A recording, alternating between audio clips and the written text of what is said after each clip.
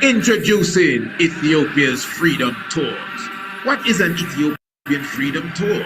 We are giving you the opportunity to visit us in Ethiopia on your terms. You pick the date, summer, spring, October, or December. It's your choice. 3 days, 5 days, 7 or 9 days. It's your choice. Several options to choose from. Tour Addis Ababa. Tour Shashamani, Hawassa and Wando Genet, Lalibela and Aksum, or a combination of them all. It's all up to you. Need more information? Check our Freedom Tour booklet. Press the link in the description or email us at priestisaacinstitute@gmail.com. Ethiopia Freedom Tours. When will you be coming?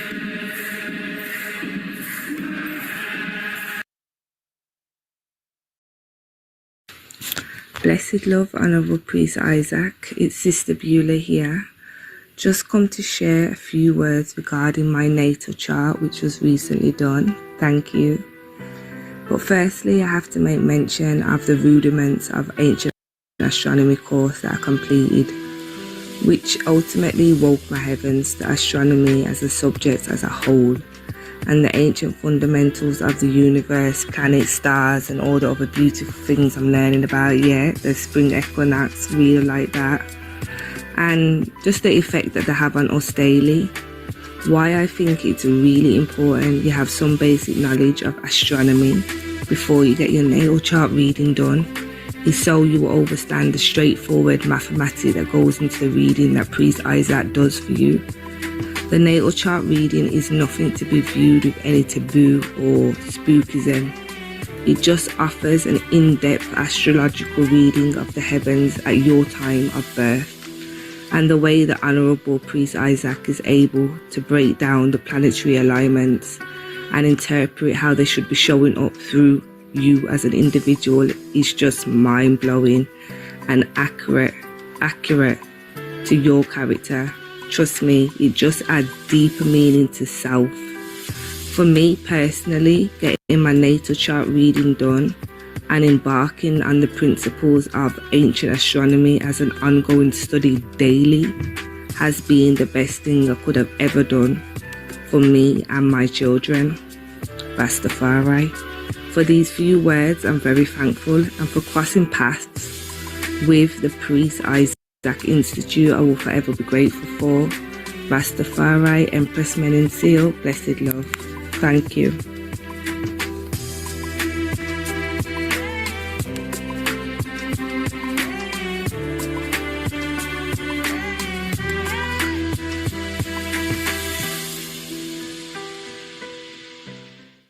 Our guest today on Meet the Press is His Imperial Majesty Haile Selassie I, Emperor of Ethiopia. The Emperor is a direct descendant of King Solomon and the Queen of Sheba, and he rules over the oldest Christian nation in the world. During his reign of more than 30 years, he has been a strong advocate of collective security.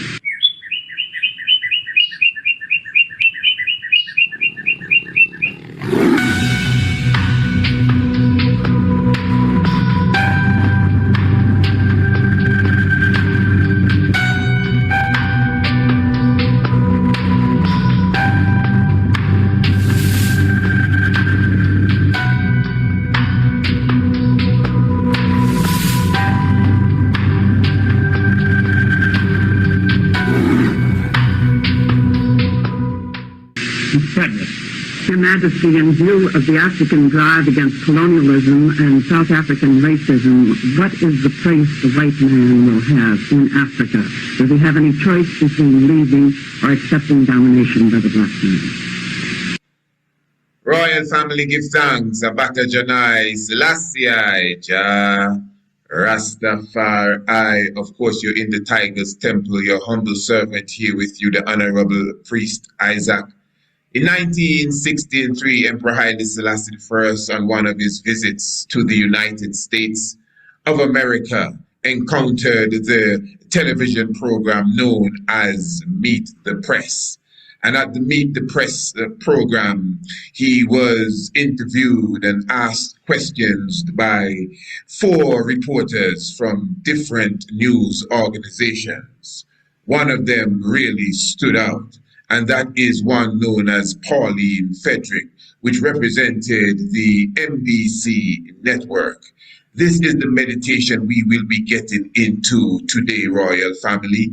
We are going to highlight again, just because of the questions that were asked, that we are dealing with the prominent figure in the world at that time, Earth's rightful ruler, who is the King of Glory. And Royal Family, before we go thus far, let me just remind everyone that we will be officially launching the Ethiopian Tariq, the Ethiopian history essay competition on the 5th of May.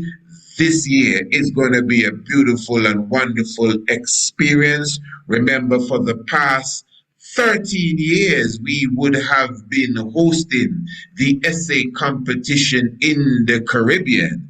And this time now, this is on a much bigger stage. All of those other essay competitions were like, oh Christ, do thou my soul prepare for this bright home of love. So now that we are in the bright home of love, we will continue what we have always been doing, giving back to the community as it relates to the edification of the youth. Remember, there's a reason for the essay competition. It is to not only edify, but to encourage the youngest of the generations to go and research their rich history, of which there is such a rich history here in Ethiopia. So as we continue to get closer to the 5th of May, we will continue to give you more information as it relates to the upcoming essay competition. And then at the same time, we will be showing you exactly how we will proceed as it will climax on the 2nd of November this year. So as you can see, there's several months in between because there's a lot of work to be done. I just mentioned that to you. It's a much bigger stage.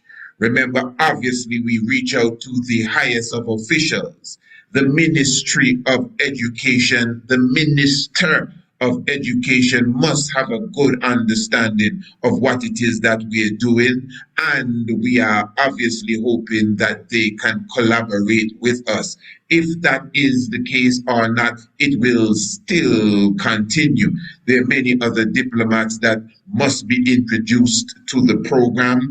Remember, there is the whole aspect of the sponsorships and those who we would like to collaborate with, that we will reach out to, venues for prize giving ceremonies. Remember, we're dealing with almost a subcontinent here within itself, Ethiopia. This is not a little island with 100 and something thousand people.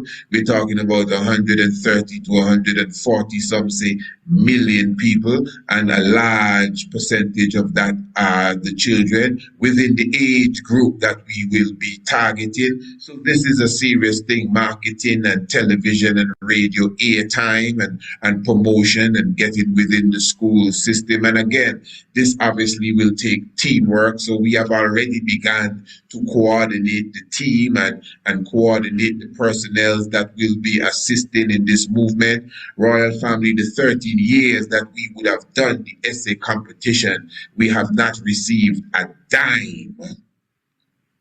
At any time has it profited us financially.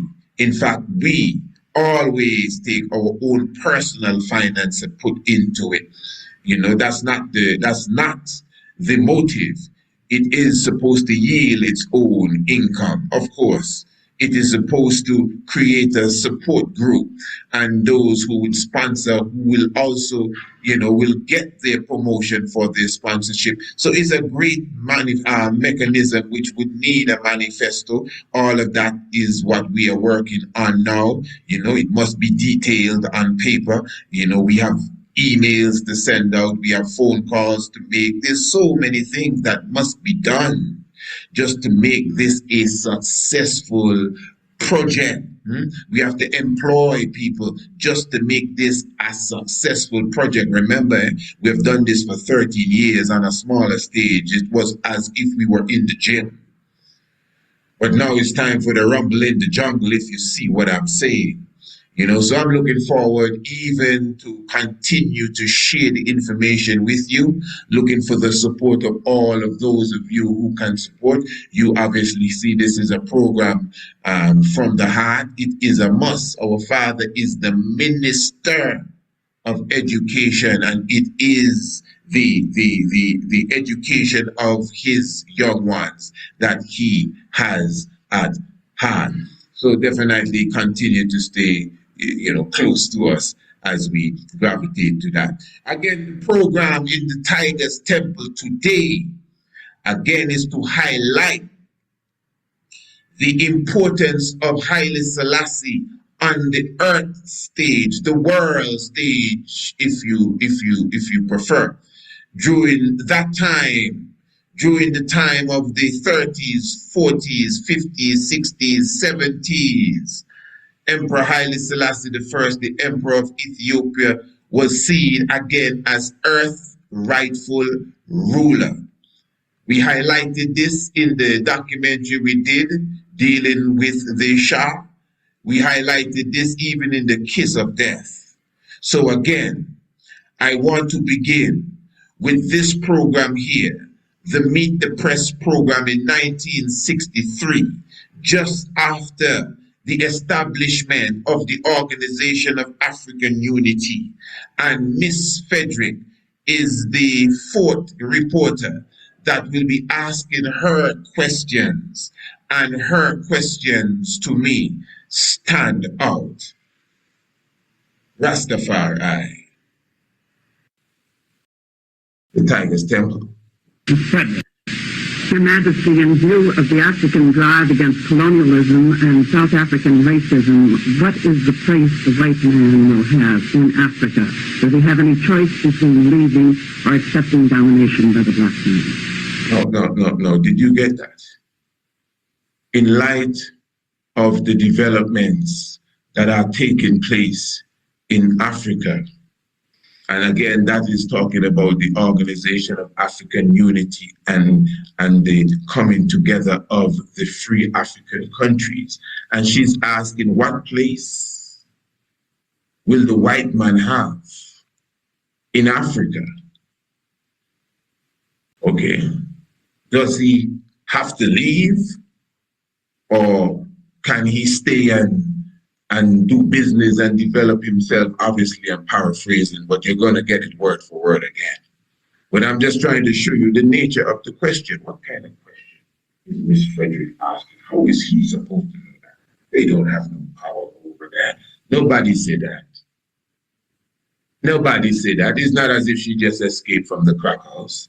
She is an intelligent journalist, intrepid reporter.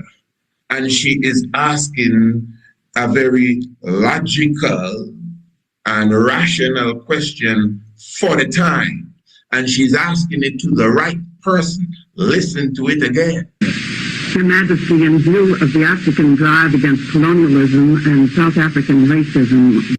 In view of the African drive against colonialism and South African racism, and that drive against colonialism, remember from Menelik II, who conquered Crispy and his army and preserved the independence of Abyssinia, Ethiopia. And Pan-Africanism really saw its true beginning somewhere around that time. So this coming together of the African free heads of state. Listen, hold on. I just want you to get this good. Because the first reporter who got 3 questions, he tried to get out of Haile Selassie what part he was playing in the liberation of Africa on the battlefield. Remember, you had countries, for example, South Africa, for sure, Zimbabwe, Mozambique. There were different countries, that were literally on the battlefield fighting for their independence. They did not necessarily get it like how Ghana got its independence. The situation was different as it related to them. So this is why you have Brother Nelson Mandela and other leaders would have come to Ethiopia and received training. We would have done programs on that. Most of you know. Nelson Mandela got a gun from Haile Selassie the First. The Haile Selassie gun, they call it. So the thing is, the point is really that yes, Ethiopia was already on the front line when it comes to the liberation of Africa, especially on a military level too, and otherwise, and funding. It is well known. His Majesty's grandchildren would have done many interviews, and they bring it up all the time that yes, and we were very active in the liberation of Africa. So the point I'm making is, she understands, the world understood that we're dealing with the individual who is leading the anti-colonialist movement, colonialization movement, anti-colonialization movement, to the point now that she's asking him, what is the place the white man will have in Africa? What is the place that the white man will have in Africa? So it is as if we are at the decision-making table now. It's decision-making time. What is the place that the white man will have in Africa? What's wrong with Miss Frederick? He wouldn't know that. Is that so? She went on to ask a second part to the same question. Does he have any choice between leaving or accepting domination by the black man? Does he have any choice between leaving or accepting domination by the black man? Now, what kind of question is this? Who is she talking to? The king of the world? How would he know if she has any, or how would he know if, the white man has a choice in staying or leaving or accepting domination by the black man or the domination by the black man? Since when the black man have all that power to dominate the white man in Africa? And if they want to leave, they can't leave. This question is so loaded, Rastafari. And just the question alone, we're not going to listen to the answer. It's not the answer the king gave. You can go and check the video. They have about 10 different published Meet the Press video, 1963. You can watch it all and get a better understanding of it. It's not the answer I'm talking about. It's the question that I am highlighting. So just think of that. And she was not ridiculed for her question as if, well, what madness is this? It was a sensible question. And if you thought that question was hot, wait until you hear the next question. But the point is here. She's sitting across the room from the father of Africa, and obviously in the nature of that question, Earth's rightful ruler. You see, this is one of the reasons why we did the video, The Kiss of Death, clearly showing you who the master is. This is why we also did the publication dealing with the Shah of Iran when he crowned himself Shah, the King of Kings, I guess of Persia, really, because the Persians carried that title too. You read it in your Bible, the King of Kings and all of that stuff. So, but the reality is, on a diplomatic level, we would have showed to you that wherever the emperor is, even at gatherings where almost every leader of the world is there, he must have the highest seat, the most prominent place in the gathering. It has always been. So who we dealing with? Earth's rightful ruler. All right. We are going to take in the next question. This is the Tiger's Temple. To everyone who has been asking, Priest Isaac, how can I make a contribution to the Institute? Press the link in the description and you'll get all the information that you need to do such. We truly appreciate your inquiry. For more information, email priestisaacinstitute@gmail.com. Attention! Join us in Ethiopia from the 20th to the 29th of July 2026 for the Lion of Judah Tour, as we celebrate the 134th anniversary of Emperor Haile Selassie I, Emperor of Ethiopia. In Addis Ababa, we will visit the Grand Jubilee Palace, the University of Addis Ababa Imperial Palace, the Throne Room and Palace of Menelik II, and of course, the Science Museum, the National Museum, the Battle of Adwa Museum, and so much more. Then we go south to Shashamane and visit the hot springs and waterfalls of Wando Geddon. And don't forget the summer palace of the emperor. Come prepared to rock Nagabig. Remember that the Lion of Judah Tour is all inclusive. Your meals, your accommodations, transportation, and so much more. Plus, take advantage of our 50%, 30%, and 20% discounts that are available. For more information or to register, email us at priestisaacinstitute@gmail.com. The Lion of Judah Tour. What a gathering. And see you there.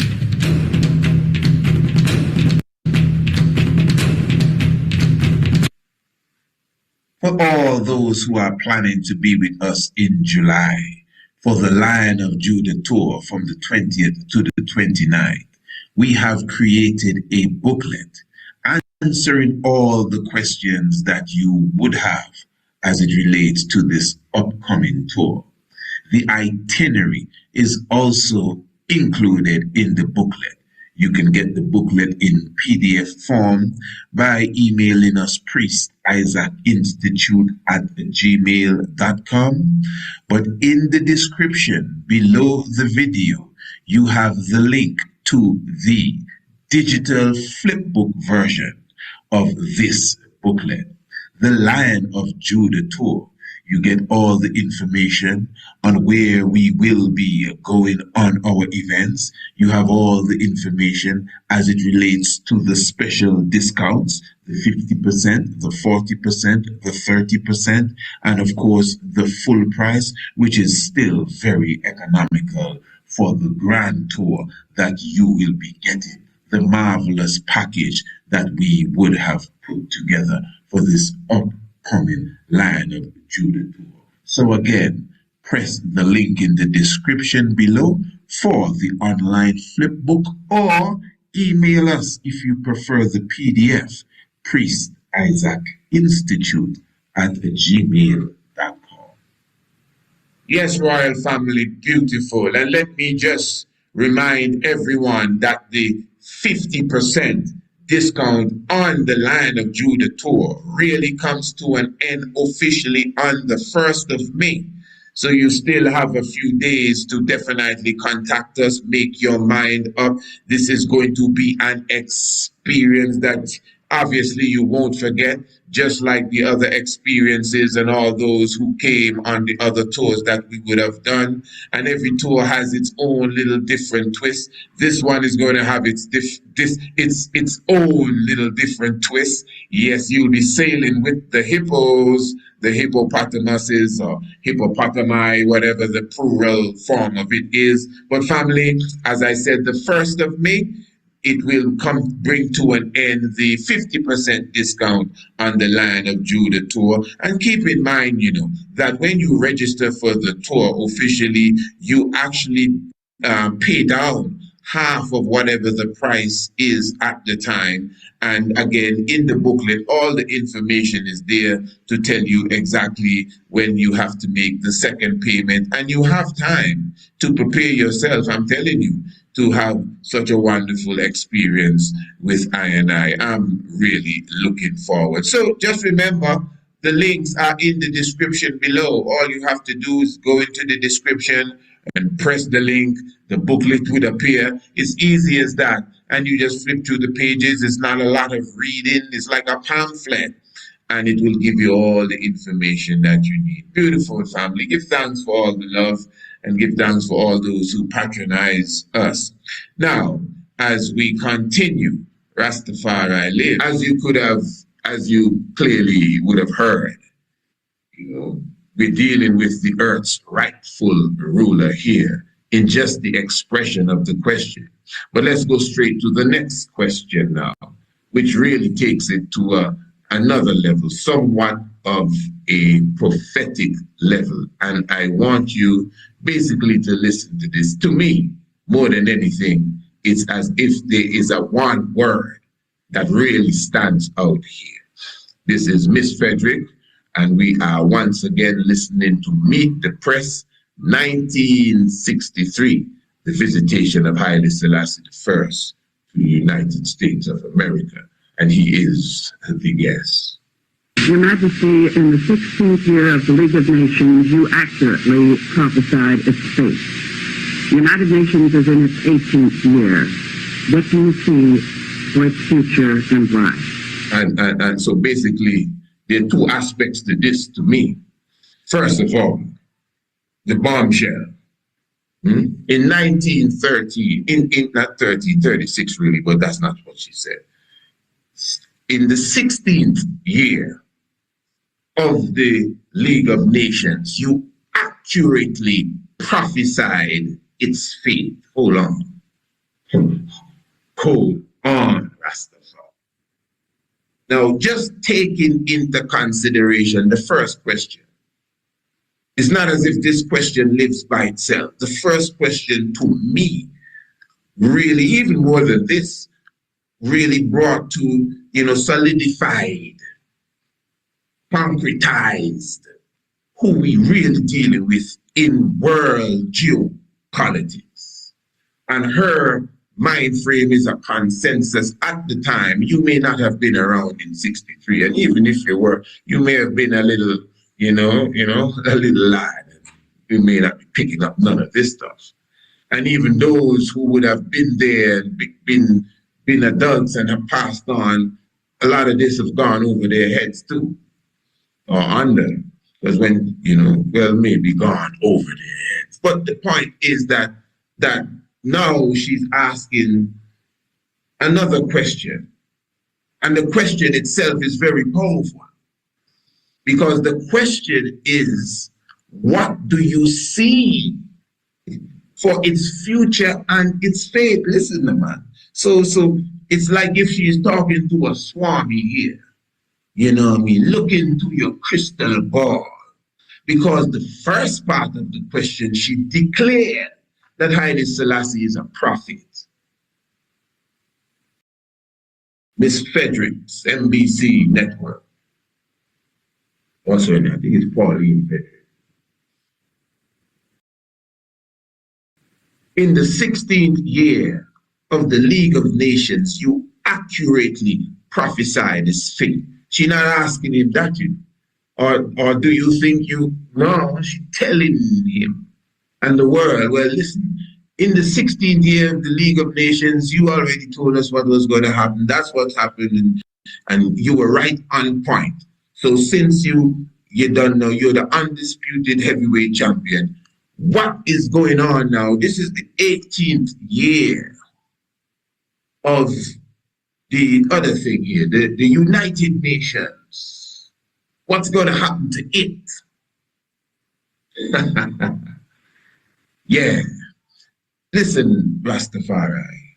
This ain't no game, eh? I'm not afraid to tell.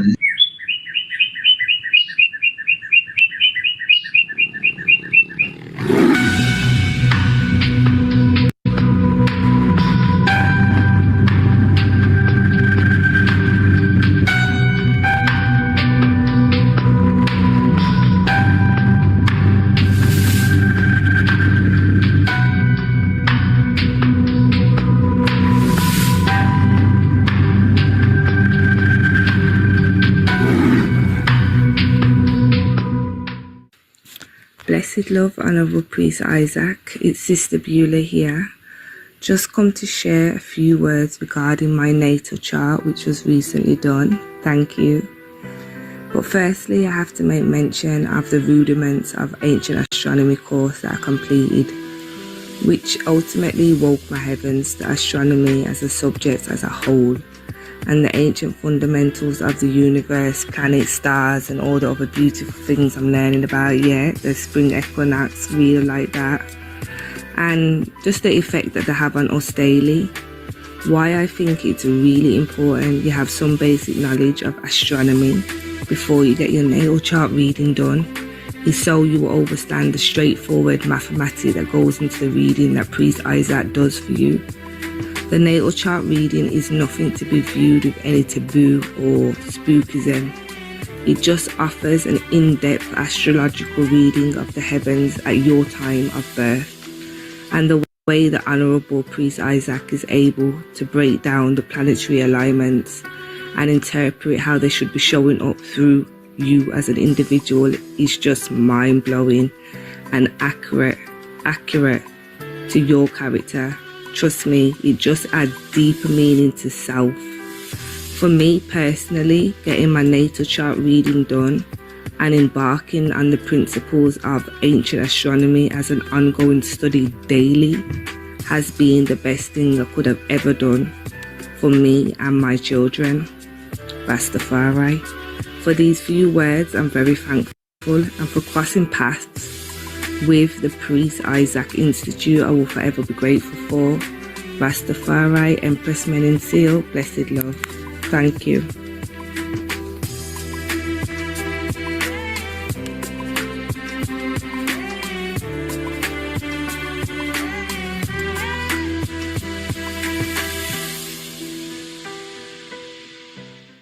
Honorable Priest Isaac here, and I'm here with Brother Nakaya Yahawasha, and of course, how you felt about the tour, the different places we visited, the different parks, museums, churches, the Christ Mass. Give us your experience, my Lord. Yeah, man, and bless up, Priest Isaac Institute, for coordinating, this year, necessary and full occasion, wherein I got the opportunity now, guidance and safety and security, to be able to forward here, into this year, I grounds, I motherland, Ethiopia itself, and to touch in Ethiopia and also to touch very, very sacred grounds, such as the King's Palaces, because now I am, multiple palaces where the king, resided, meeting grounds, clothes that the king wore himself, so to touch on these different areas, go to the museums, also to the national, institutes, as well as, the space program to see what's going on, as well ancient, traditional Ethiopia, as well as where Ethiopia is heading for the future. Definitely. Iman, is personally encouraging I myself to return here and making the necessary preparations to come forward to be here. So it's not just a dream but a reality. So I can continue to learn, because there's so much to learn. There's no way to learn and compact everything in just one tour. Lots so to see. I is looking forward to the future tours, not just the next tour, but the tours up on top of the tours up on top of the tours. Building.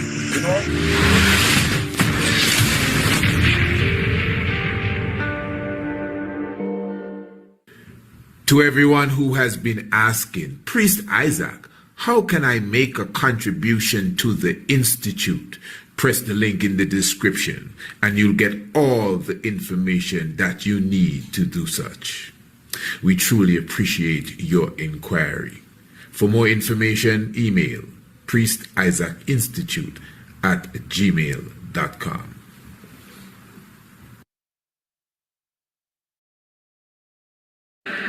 Introducing Ethiopia's Freedom Tours. What is an Ethiopian Freedom Tour? We are giving you the opportunity to visit us in Ethiopia on your terms. You pick the date, summer, spring, October, or December. It's your choice. 3 days, 5 days, 7 or 9 days. It's your choice. Several options to choose from. Tour Addis Ababa. Tour Shashamane, Hawassa and Wando Genet, Lalibela and Aksum, or a combination of them all. It's all up to you. Need more information? Check our Freedom Tour booklet. Press the link in the description or email us at priestisaacinstitute@gmail.com. Ethiopia Freedom Tours. When will you be coming?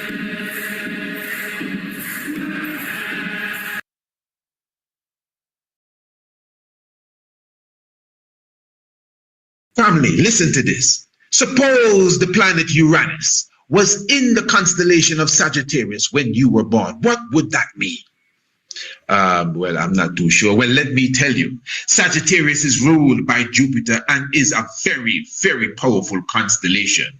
Its characteristics are the same as that of Jupiter. These qualities are expansion, growth, optimism, abundance, and progress. These potentials will surface when ignited by the qualities of Uranus. And Uranus's qualities are reformation and rebellion to the system.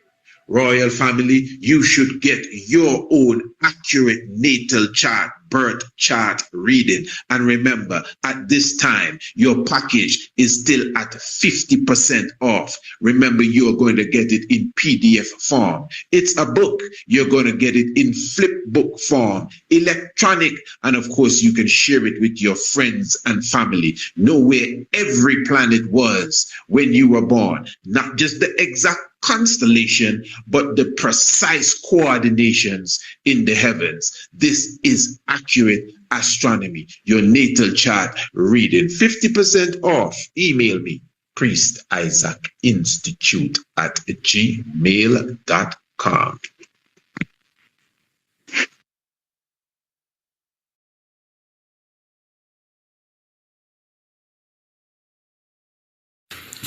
Blessed love, Honorable Priest Isaac. It's Sister Beulah here.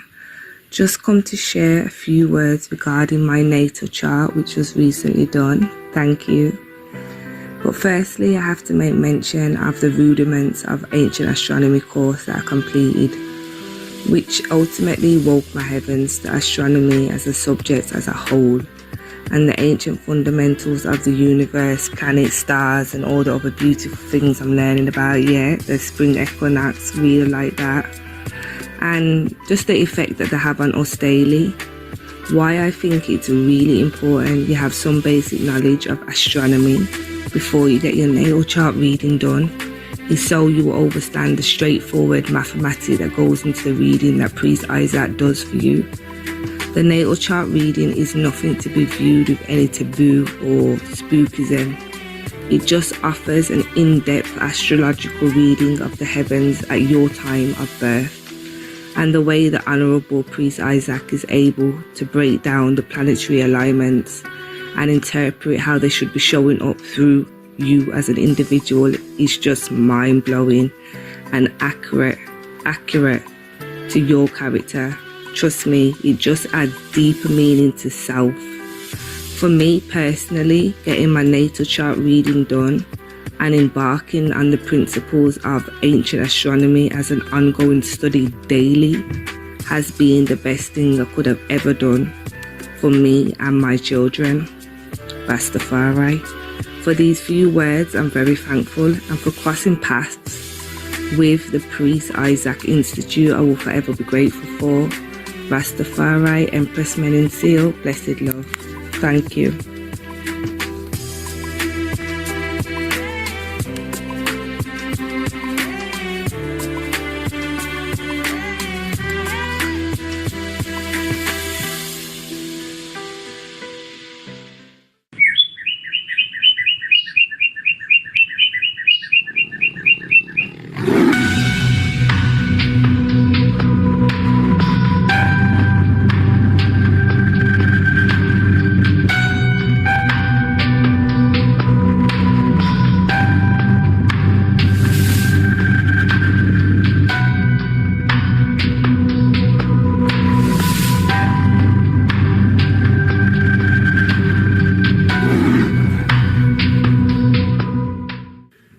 To everyone who has been asking, Priest Isaac, how can I make a contribution to the Institute? Press the link in the description and you'll get all the information that you need to do such. We truly appreciate your inquiry. For more information, email priestisaacinstitute@gmail.com.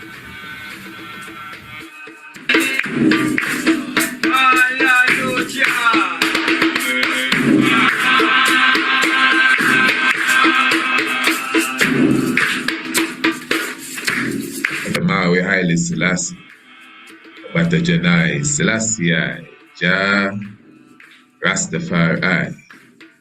Royal family give thanks for your presence with us once again. Tiger's Temple, Honorable Priest Isaac, your humble servant. Several years ago, it has to be more than 10, I decided consciously that I did not want to be involved in any debating activity. You may not know, but since 1999, we created something somewhat like a debate league on my program, The Mystic Vibration in Antigua on ZDK Radio. I started a series known as the Who is God series.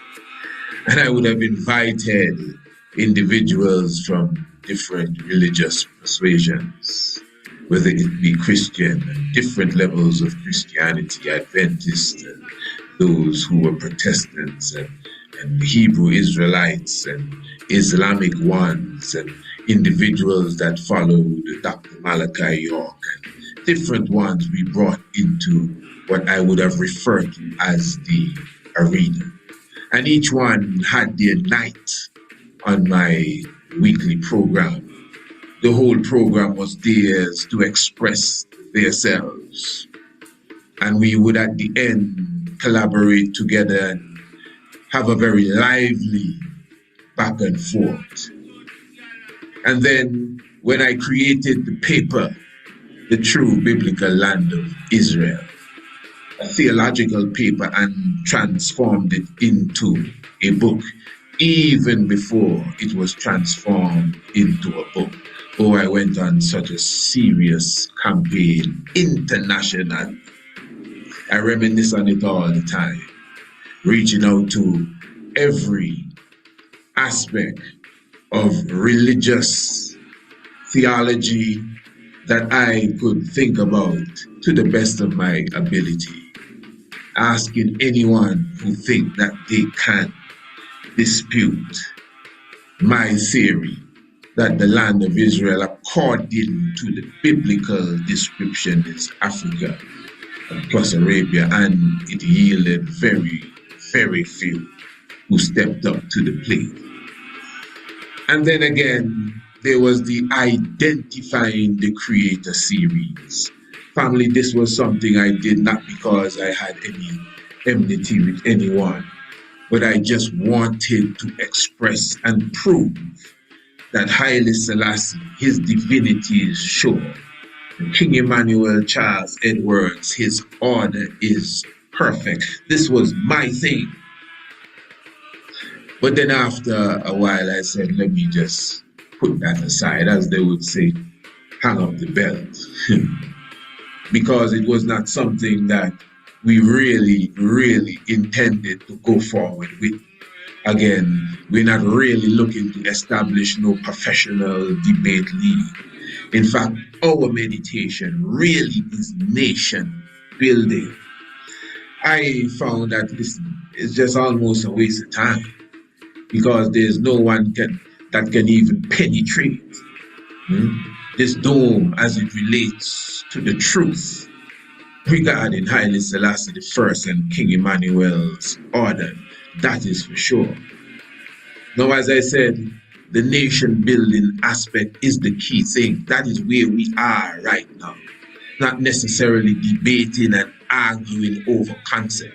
In fact, we've come so far that those who used to be at each other's neck are now trying to work together, especially even within Rastafari, and I can speak about that.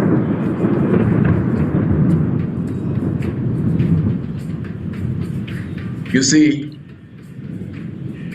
when ones disagree with my theory and my theology and my belief and what I bring to the table, that's not a big problem to me. I disagree with most ones and what they believe and what they bring to the table, and their theology and their philosophy. That doesn't make us enemies at all. But there are those who disagree, and they disagree with some disrespect. There are those who may not see eye to eye, and for some reason they feel that they can cuss you out when they make their comments. About a year ago, I did a video on YouTube, and I issued a challenge to anyone who seriously thinks they can challenge the divinity of Haile Selassie I, or anything that has to do with King Emmanuel and his order. No, I'm very serious. Now, I am bringing the same message again, but this time I'm going to amplify it because no one stepped up to the plate. Now, I mean, if you don't step up to the plate, that is just a wise move on your behalf. But then if you know you cannot defend what it is you're trying to spew, you should just keep quiet. Now, royal family, as I said, we are about kingdom.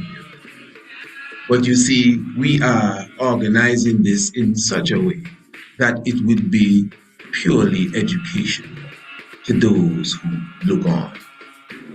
So, if you have any qualms, any discrepancies whatsoever as it relates to what you hear us speak about, don't be afraid. You can send us an email. Give us a paragraph or two and explain yourself properly, because this is not a joke. I'm not calling anyone to have no argument. When I say a debate, I mean professionally done. We set the date and we set the time.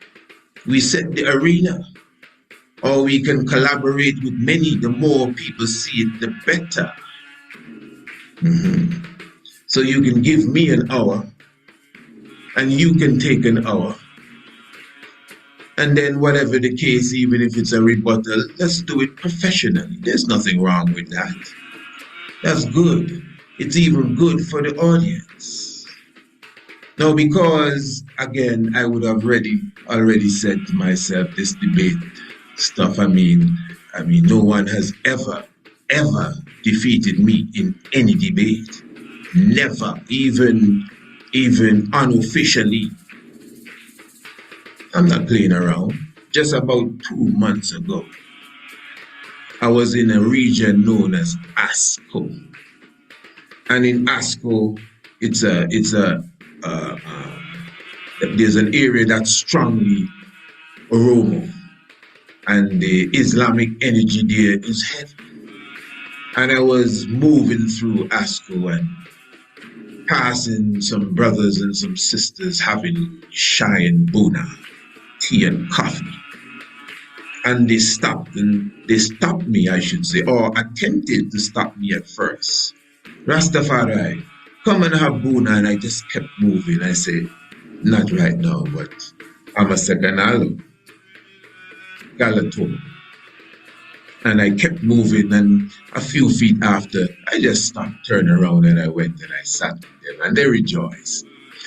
And although many people always say that this set of people don't like the emperor and that set of people don't like the emperor, I don't really get that at all. In fact, it's always love, no matter what region I am in, especially when they see my badge, the guidance that I have on of Haile Selassie I. So anyway, I myself sitting amongst them, one of the elders just began to highlight Rasmussen and his wife, Shibabet. He asked me actually if I know who Haile Selassie's mother was. And I explained to him, yes, and I told him, Shibabet, yes, and he said, Rasmussen took her away and transformed her into a Christian. And then he went on to say, Rasmussen is selfish and Menelik is selfish. And he used the term kita, and I never understood what it meant. He said Yeshima bet kita. And he wasn't too pleased with how they handled, I guess, the Islamic aspect of her heritage. And then he was trying to take a shot at the emperor. And I mean, I listened. I humbly listened. But then after a while, I stepped in. And I explained to him that the people of Harar love Rasmussen. The people of Harar love Menelik II. Although he conquered the region, he stabilized the region. And there's no way on earth they could have existed in such a strongly thick Islamic population unless they were beloved. Rasmussen, Haile Selassie built mosques in Harar all over Ethiopia when it comes to Haile Selassie I. And these leaders, Mokenen and Tafari himself, would have held banquets for the mullah and the ulemas and the ummah in general, which is the family of Islam. I mean, just as it got quiet there, it got quiet there. And they understood because I went into the exile period, which is an aspect of Haile Selassie that is well misunderstood, Rasta. Just like how the thought is in the West, even in Ethiopia, one's confused the reality of what took place, why the emperor left, and the exile period and how he returned. Well, you know we cover all of this with clarity. And I'm not going into the full speech I gave to them, but I had an audience, many of which understood the English. I took my time to speak and I went in detail of how Haile Selassie with his genius would have conquered Mussolini and nothing, we would be sitting and having no Shai and no Buna if the King of Kings was not on the throne when Mussolini attacked. These brethren agreed. Alhamdulillah. These brethren said that they understood. We shook hands, hugged, and I went on my way. My point is, again, I'm not a person that even loves to challenge anyone with what they think and what they believe. And I'm quick to listen to what you have to share, especially if you are different than myself. But you see, when you start to prick at Haile Selassie, I don't care where I am. I could be the only lion, yes, lion, in the pack of hyenas. I do not care. I defended Haile Selassie straight up. Now that is because I am positive I'm dealing with the Almighty God. No play around here, no second fiddle, no Jesus business. Haile Selassie is the Most High. Now if you have an issue with that, instead of leaving nasty comments, and I must back up boy and all in foolishness, you can, as I said, give me a drop on the email, and in a paragraph or two, you could explain me your theory in a nutshell, so we can see, because we don't want to waste our time, because we will promote this good, so the people will make sure that they are front and center. And again, 45 minutes is good for me. I like it long. Give me an hour, man. And you can take an hour. I'm sure in 5 minutes we can see you ain't going nowhere. And the thing is, I know all who I'm speaking to. I don't want to make nobody famous right now. If you want to be famous, step up. If you have a problem with King Emmanuel being Melchizedek, nothing wrong. Everybody have their own philosophy. I'm not upset. What are you talking about? We're celebrating the 21st of April. I was just amongst the brothers in the 12 tribe organization. Everything wasn't, Bobo Shanti there, but it was Rastafari, and it was love, and it was joy. I have no problem. I believe in unity, not because we may have a different understanding of things, but the disrespect that comes with it. You see, as I always say, when you are riding your bike on the way home, you cannot stop and pay attention to every dog that barks at you. You got somewhere to go, and most of these dogs are behind the fence. And they have some dogs running you from behind the fence, and when they reach to the opening in the fence where the gate is open, they run back. So you don't have time to waste with them. This is why the challenge is so serious. That if you have a specific point, I'm not going to debate nothing way off, like the flat earth theory. I'm not into that. Even if I don't think the earth is flat, I'm not going that far. This is not what it's about. Again, I'm not forming no debate league here. Not if Mary was a virgin, and I'm not going too far with that kind of stuff. We teach this. As Brother Henry Clark said, he doesn't really debate with those who are not his equal. But you see, the thing is, my equal agree with me. So again, we get a proper moderator.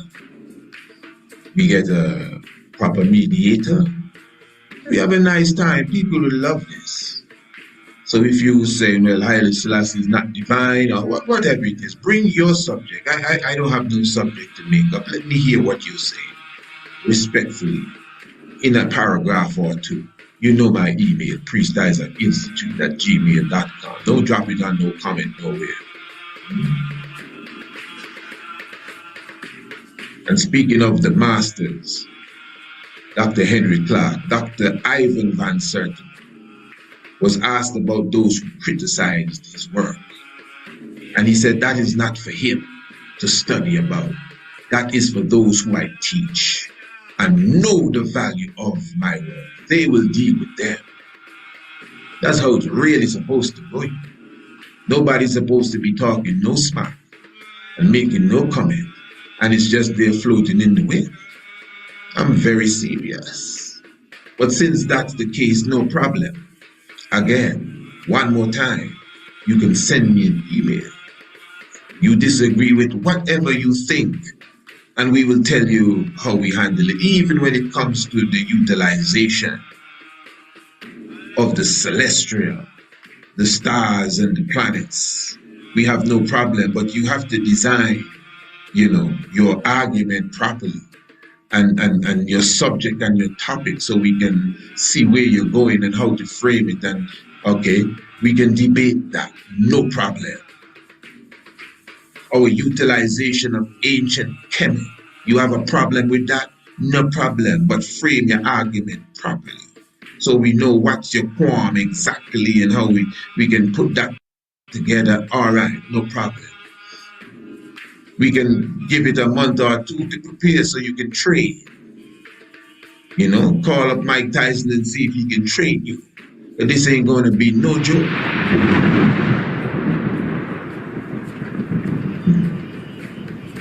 So once more, I take an hour, you can take an hour. We can have a rebuttal or we can set it a bit differently, because we're dealing with serious information and serious knowledge here. So yes, royal family, again, we give thanks to the life giver and the keeper of life. The challenge is on. I would not be surprised if nobody step up, which is not a problem. But then if you don't step up, you should shut up. And that is the reality of it. And at the same time, even if, again, a person out there who is not one of these disrespectful ones, and you may believe that, listen, priest, I don't agree with so and so, and you think you want to have a little friendly spar. I don't have an issue with that neither, because a debate is a professional thing. Again, it's because I have been into it for a long time. When I say, for example, man, the Who is God series, not the Who is God series, pardon me, the Identifying the Creator series, and we would rent lecture halls and bring all the opponents behind one table, people that deal with Orisha, people, so many different things for us to identify the Creator in a debate form and in a debate fashion. So this was basically what really strengthened me as well. When it comes to defending Haile Selassie I, I would have done this for a decade plus, just a lot of debating. That is why I could easily say, enough of that. People reach out to me already too, about coming on this station to debate with someone over the Bible, and no, I've passed that. And if it's the right book and wrong book, no, that's no. You see, the thing is too, before we seal this up,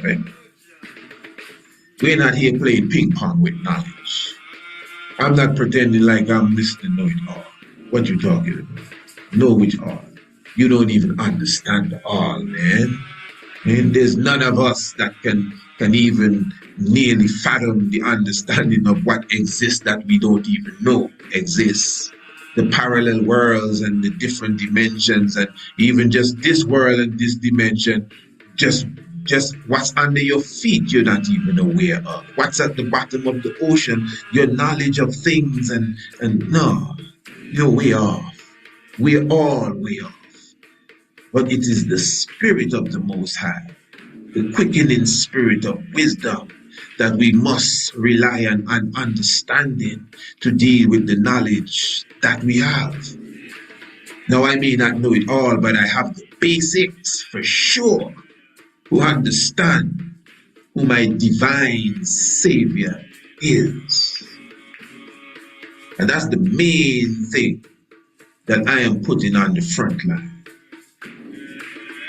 My Savior, my Lord, Haile Selassie I. And also, that is one of the reasons why we actually step back from the debating aspect of it, because of the sacredness of Haile Selassie. At that time, we were saying to ourselves, we don't want to be back and forth with anyone, although we were not argumentative at all. But at the same time, we wanted to take Haile Selassie out of that sort of environment as it relates to, doctrine proving, and we would just teach it. We would just give lessons on it, just like you see us do today. But I think this time is a bit different. And there are those that, yes, we need to put them in the right perspective. And I know there's some of you who are listening and saying, oh, priest, you don't have to go and do this. Don't worry with them. Let's just keep on track. We are keeping on track. Don't worry. This is a slight, simple thing. We are keeping on track. As I said, I'm not going too deep into the waters neither. I'm not taking this overboard. We're just keeping this in a specific lane. Even if a person feel they're Rastafari to it, and Bobo as well, because I know there are many within this fraternity that have the issues too. Let us hear what your poem is. Put it in writing properly, professionally. And again, many will not step up, if any step up at all. And if anyone does, it will be a teaching moment, that's all. It will be fun. And I also extend the challenge to those who may not be disrespectful, but You may just want a friendly encounter, a friendly debate as such. No problem.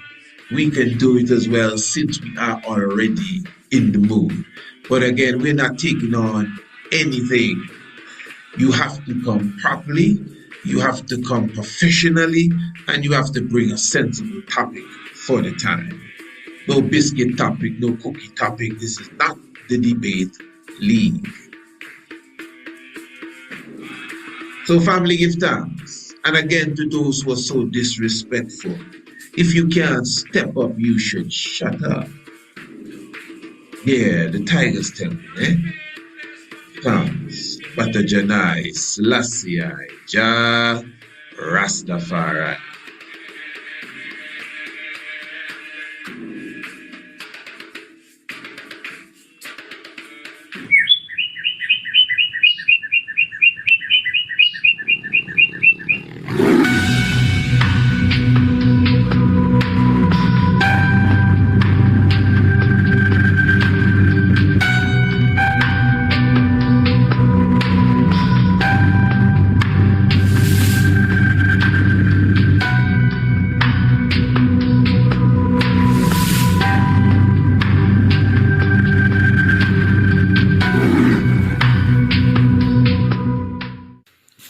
Blessed love, Honourable Priest Isaac. It's Sister Beulah here.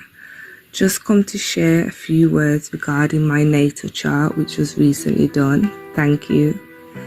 But firstly, I have to make mention of the rudiments of ancient astronomy course that I completed, which ultimately woke my heavens to astronomy as a subject as a whole, and the ancient fundamentals of the universe, planets, stars, and all the other beautiful things I'm learning about, the spring equinox, real like that, and just the effect that they have on us daily. Why I think it's really important you have some basic knowledge of astronomy before you get your natal chart reading done is so you will understand the straightforward mathematics that goes into the reading that Priest Isaac does for you. The natal chart reading is nothing to be viewed with any taboo or spookism. It just offers an in-depth astrological reading of the heavens at your time of birth, and the way the Honourable Priest Isaac is able to break down the planetary alignments and interpret how they should be showing up through you as an individual is just mind-blowing and accurate to your character. Trust me, it just adds deeper meaning to self.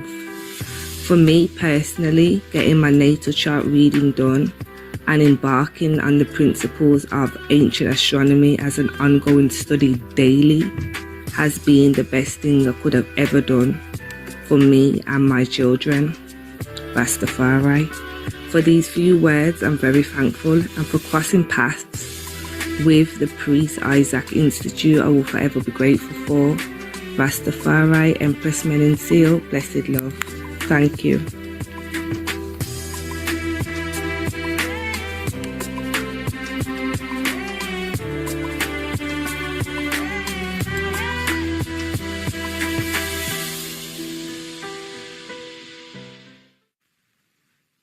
For all those who are planning to be with us in July for the Lion of Judah tour from the 20th to the 29th, we have created a booklet answering all the questions that you would have as it relates to this upcoming tour.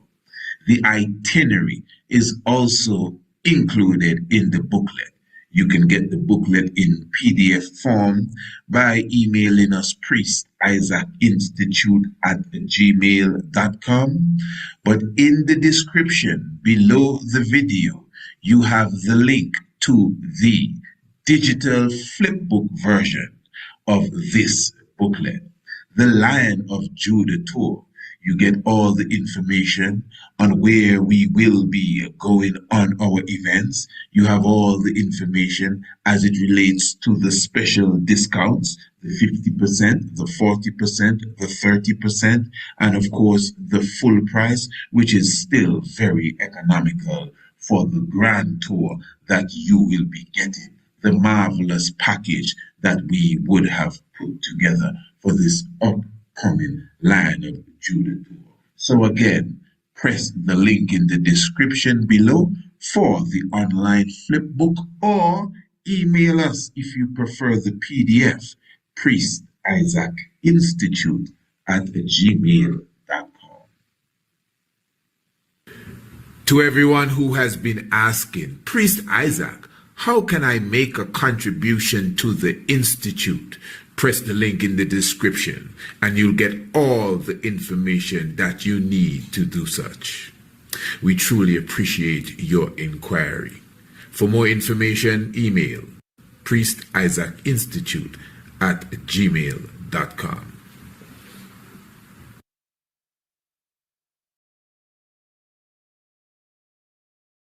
Everyone is speaking about the rudiments of ancient astronomy.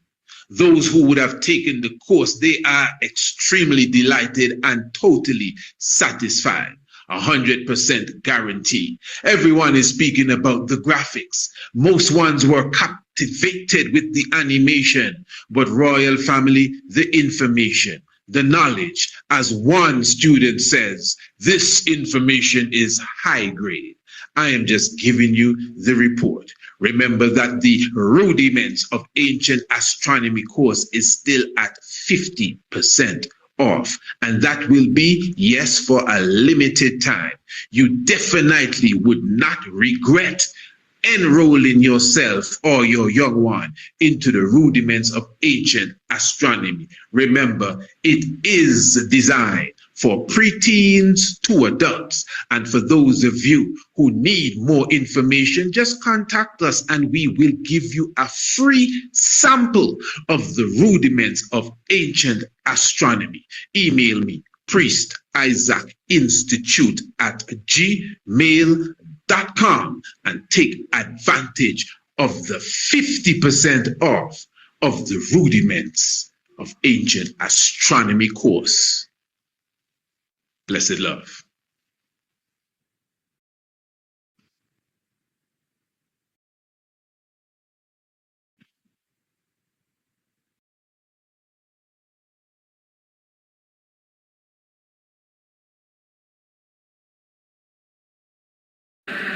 Introducing Ethiopia's Freedom Tours. What is an Ethiopian Freedom Tour? We are giving you the opportunity to visit us in Ethiopia on your terms. You pick the date, summer, spring, October, or December. It's your choice. 3 days, 5 days, 7 or 9 days. It's your choice. Several options to choose from. Tour Addis Ababa. Tour Shashamane, Hawassa and Wando Genet, Lalibela and Aksum, or a combination of them all. It's all up to you. Need more information? Check our Freedom Tour booklet.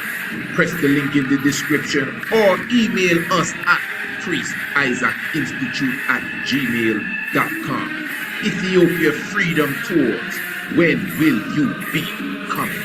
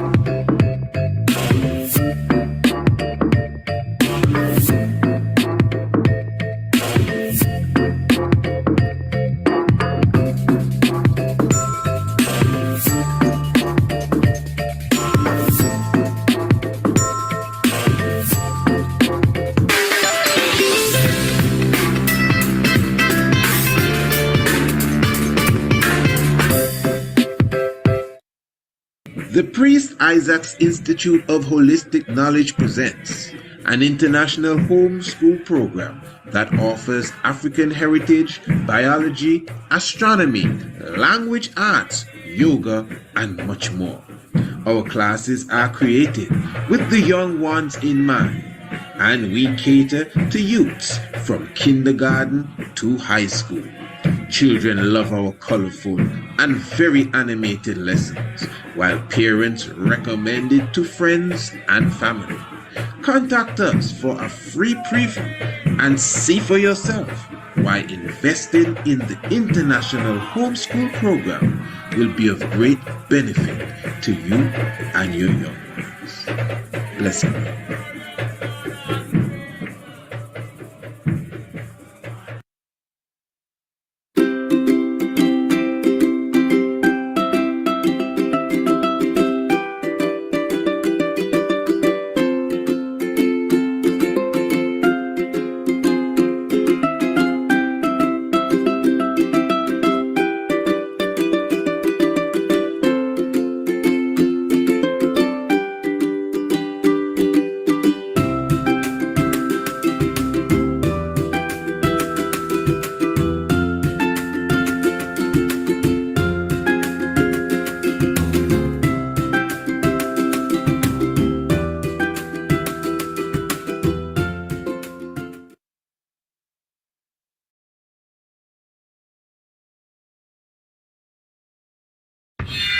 From the makers of the Master of Ceremonies, Seven, and the Night of the Black Tiger. From the heart of the Kingdom of Kush, the lion-headed god, a Pedimere.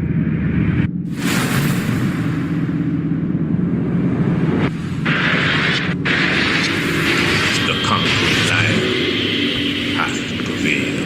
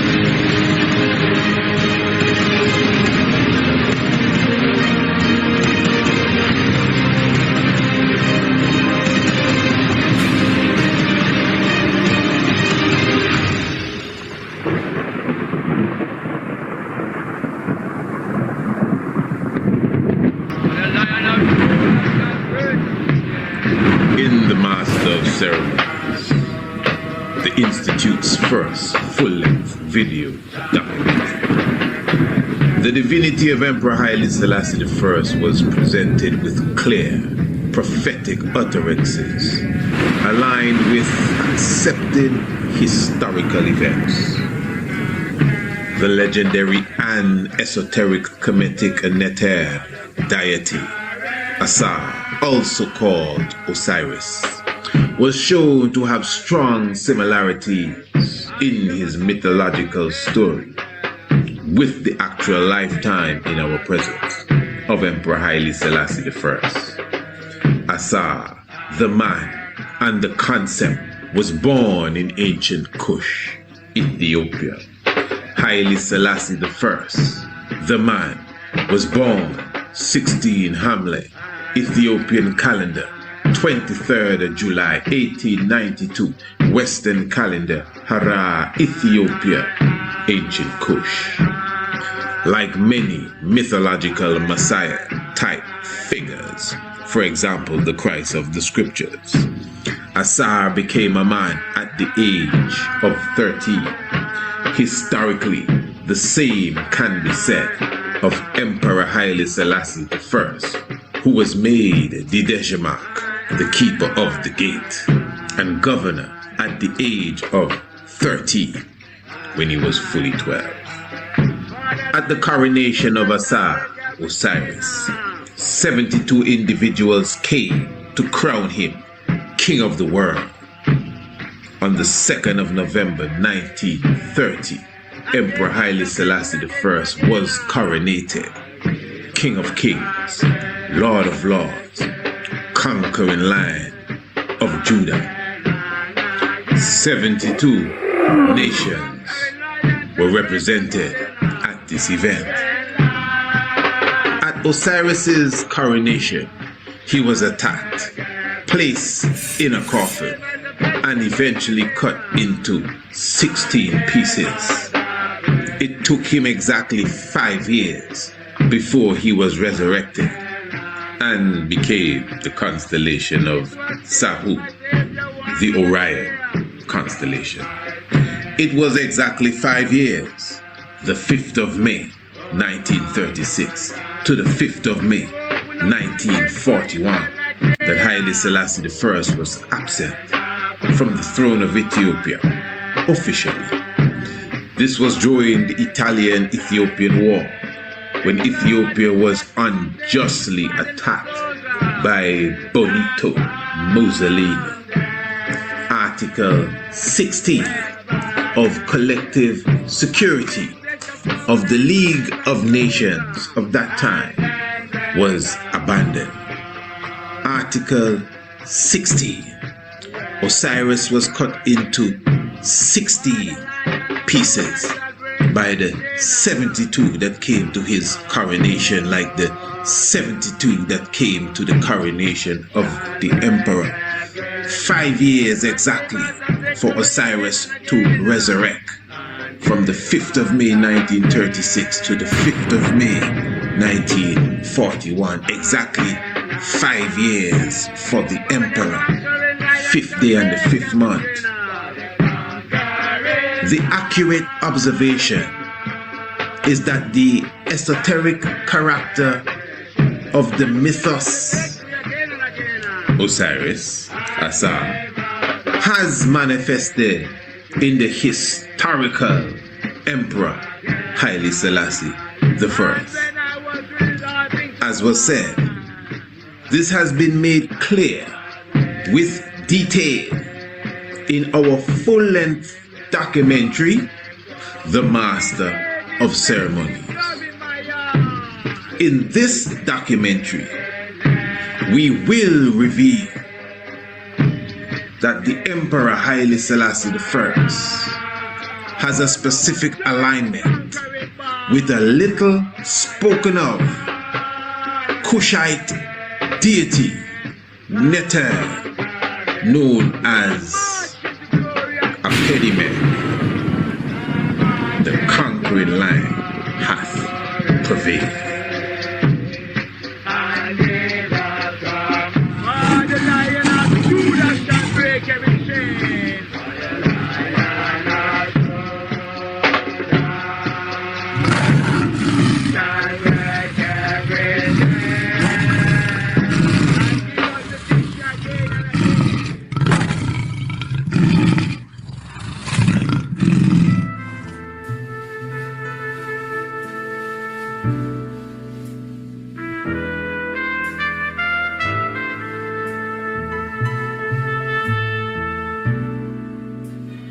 gentlemen, I know I speak in behalf of all of my fellow Americans in welcoming His Imperial Majesty back to the United States.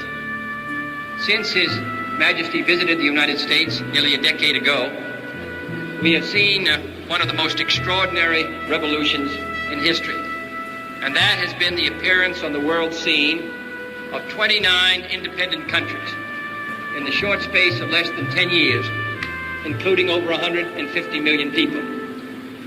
The conference recently held in His Majesty's capital served, I think, to bring together in a great cooperative movement the people of most of these countries. And the success of that conference was due in no small part to the leadership of our distinguished guest. His efforts to move his country forward and provide a better life for its people, and his efforts throughout the world, which stretch back over 30 or 40 years. For all of this, Your Majesty, we take the greatest pride in welcoming you here. You do us honor, and I can assure you that there is no guest that we will receive in this country that will give a greater sense of livelier pride and satisfaction to the American people than your presence here today. Your Majesty, you're most welcome.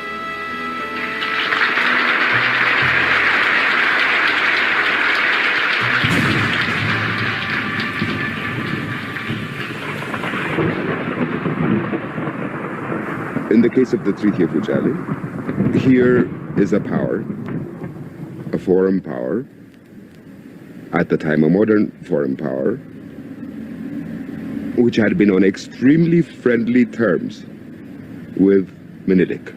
Menelik throughout thought of himself as a friend of Italy and Italy as an ally of Ethiopia. So he had every reason to enter an agreement with these people in good faith. And of course, the treaty was not undertaken in good faith, and the person who was singularly suspicious of the good faith of the Italians was Empress Taitu from the start. And the disputed article, very roughly, said in Amharic that the Italians would, upon request of the Ethiopian side, represent Ethiopian interests in Europe. On the Italian version, the article roughly had the provision that Italy had exclusive rights to represent Ethiopia in any foreign relations. This was, of course, a major limitation on Ethiopian sovereignty. Taitu saw it immediately. Menelik saw it thereafter. Both were utterly determined that whatever it took, they would not accept this version of the treaty. He prepared the diplomatic ground in a very painstaking way. And in the course of carrying out the diplomatic struggle, Menelik also made careful preparations for the war.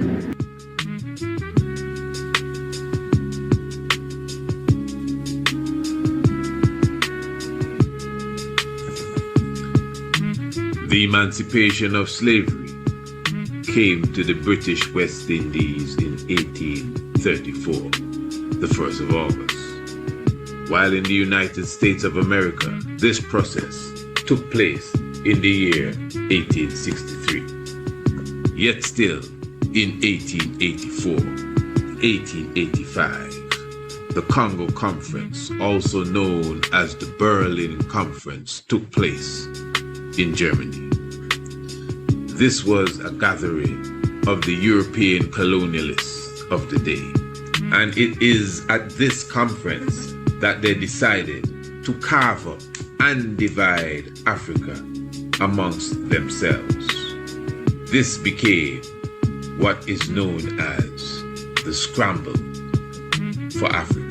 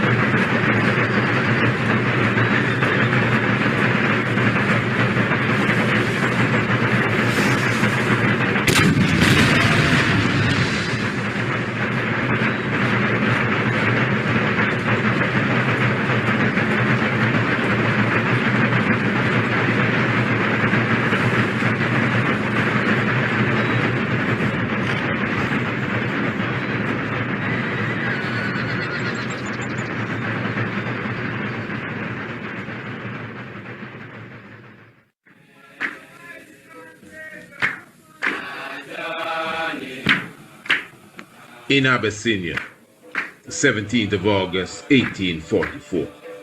Born of the kingdom of Shor, was Haile Mariam, aka Abba Dagnew, who became the world-renowned Menelik II, Emperor of Abyssinia, Ethiopia, Lion of Judah. In 1866, he became the king of the province of Shor, after he escaped from Magdala at the fortress of Emperor Tewodros II.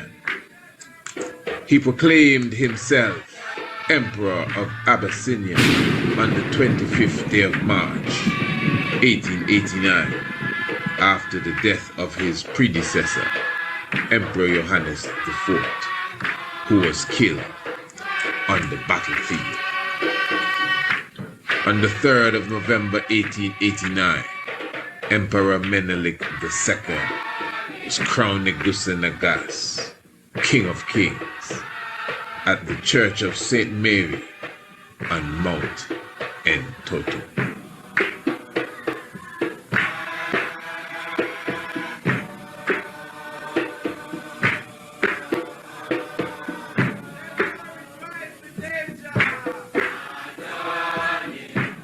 Rasmokenen, father of the young Haile Selassie, was the chief representative of Emperor Menelik II and hero of Adowa. In 1896, the Italian army was utterly defeated at Adowa. All of Africa was colonialized at such time. Even Liberia was a creature of the United States of America. Ethiopia preserved its independence. Emperor Menelik gave the Italians Meneliks, Empress Taitu and Rasmokenen, plus the Ethiopian warriors, united to destroy Rome. According to the legend, Kedos Girugis, Saint George, joined the battle against the enemy. The Lion of Judah hath prevailed.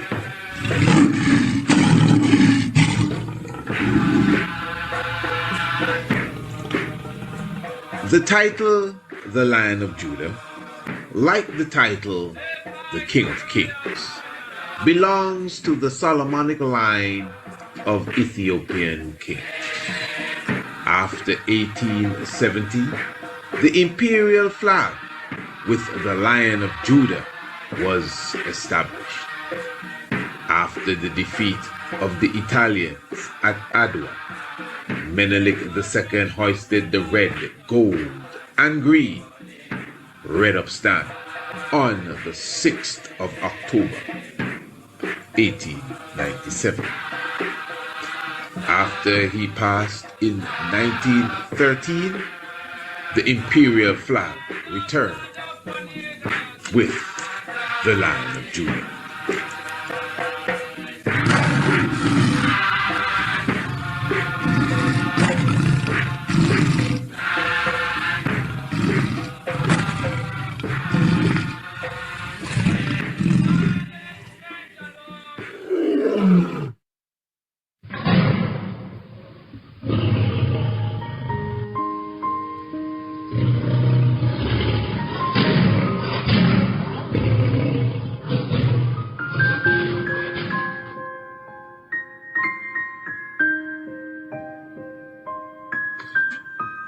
The lion has always been a symbol of strength and power in the ancient African system of monarchy.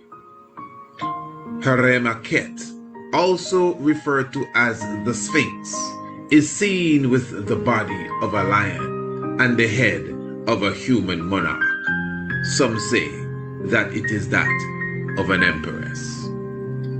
Empress Hatshepsut is seen in the form of a lion, the lioness. King Akhenaten and many others throughout the ancient world portray themselves in the fashion of the King of Beasts.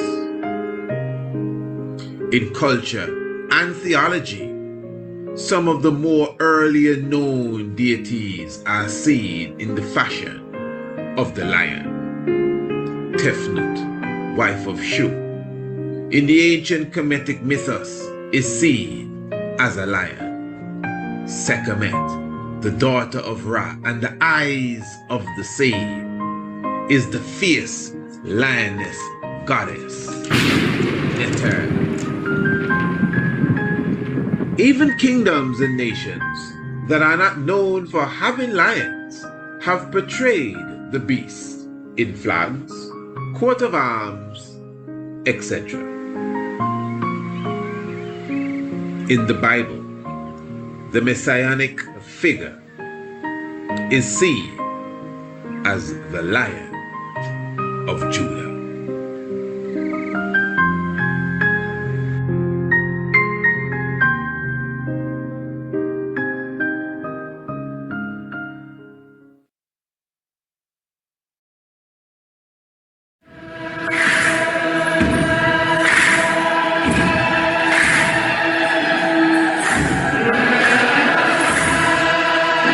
The 23rd day of July, 1892, as Ra, the sun, begins its journey towards Leo, the constellation of the Lion. At this very moment, Liege Tafari was born. Born the son of the great Ras Mokene and Waziri Yeshimagat. Born in the city of Hara, considered one of the holiest cities in Islam. The wise mind of the young Tafari earned him the title of the Dejama at the age of 13, plus governance of several provinces at a very young age, to include Hara, Sidon, and Gori. On the 27th day of September, the feast of Maskal, the commemoration of the finding of the true cross of Christ, 1916, he took the title of Ras and became regent to the throne of Ethiopia, Abyssinia. At that time, Princess Zaditu, the daughter of Menelik II, became Empress Zaditu, Empress of Ethiopia.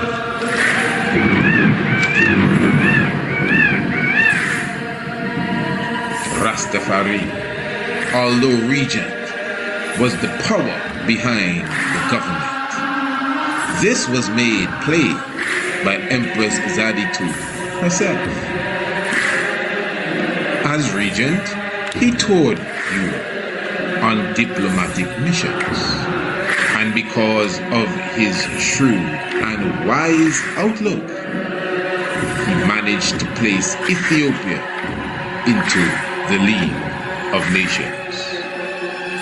Remember that the League of Nations was made up of predominantly European countries. Ethiopia was an independent African country amongst the colonializers of the rest of Africa.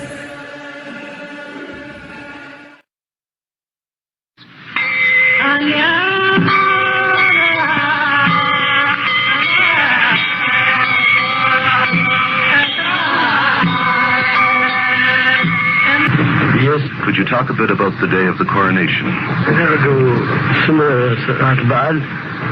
በጣም ደስ በሚያሰኝ ከውጭም ሀገር መንግስት my coronation day was very memorable to me. Not only we had Ethiopian participants in the event, but also a lot of foreign emissaries partook in the celebration of the coronation day. The coronation itself was a Coptic service, Your Imperial Majesty. They are the Coptic, but also the Ethiopian bishop. They are with the Coptic churchmen.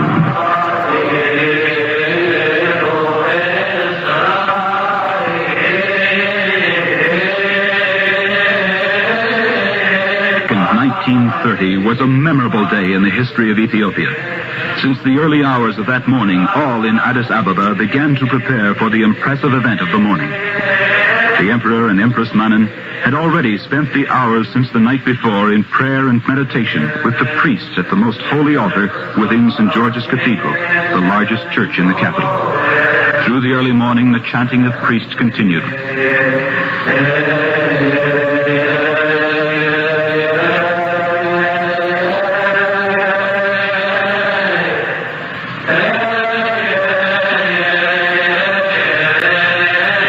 Outside the church, and nearly all over Addis Ababa, devoted subjects were dancing and chanting praise songs for the new emperor in Amharic.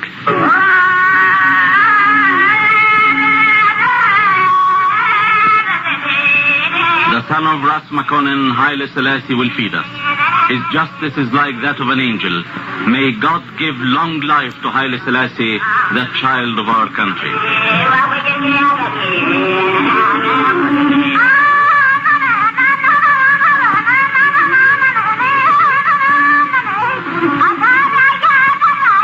The ritualistic ceremonies of the coronation were performed in a large auditorium adjacent to the west side of the cathedral, which had been especially constructed for the occasion.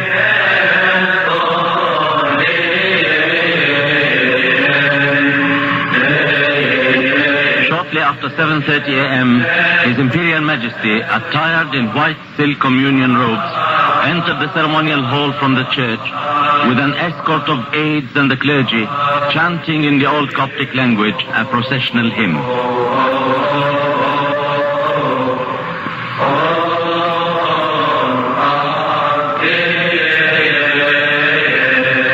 The spiritual vestment is worn by the Archangel Michael. The precious chasuble is worn by Michael.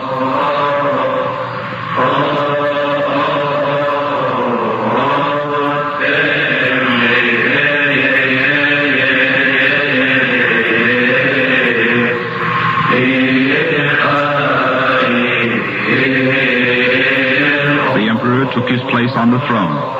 Thereupon the ceremony began. The Coptic Archbishop of Ethiopia, representing His Holiness the Pope of Alexandria, with his throaty voice, announced, Ye princes and ministers, ye nobles and chiefs of the army, ye professors and priests, ye people of Ethiopia, look ye upon our Emperor Haile Selassie I, descended from the dynasty of Menelik I, who was born of Solomon and the Queen of Sheba, a dynasty perpetuated without interruption from that time to King Haile Selassie and to our times. The emperor was then vested with the 7 ornaments of the coronation, including his gold sword studded with precious stones, a diamond-encrusted ring, 2 traditional lances, the imperial scepter, and a golden globe of the earth, the imperial vestments, and at last came the magnificent crown.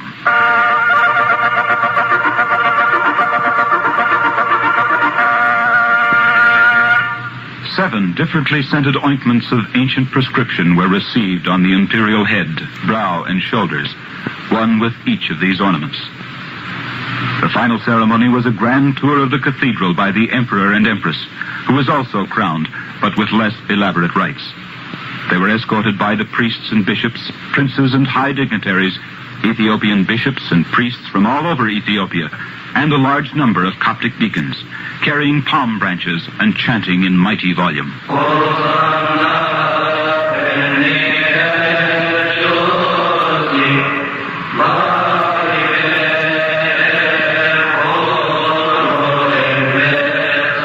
Hosanna, blessed be the King of Israel.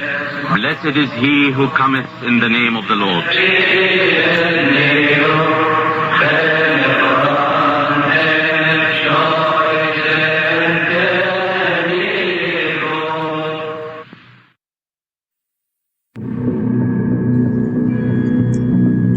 On the 1st of November 1930, Emperor Haile Selassie I unveiled the statue of Menelik II, riding triumphant, Battle of Adwa hero.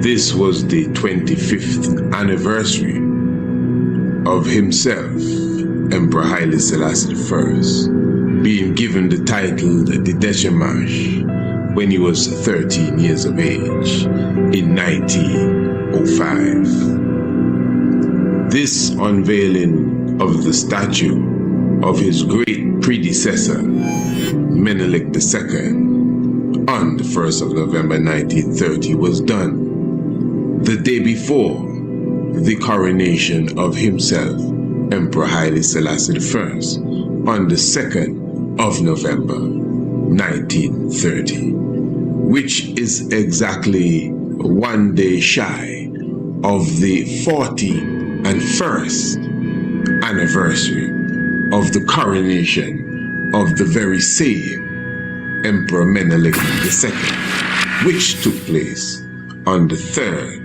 of November 1889 in the Entoto Mountains. The conquering line hath prevailed.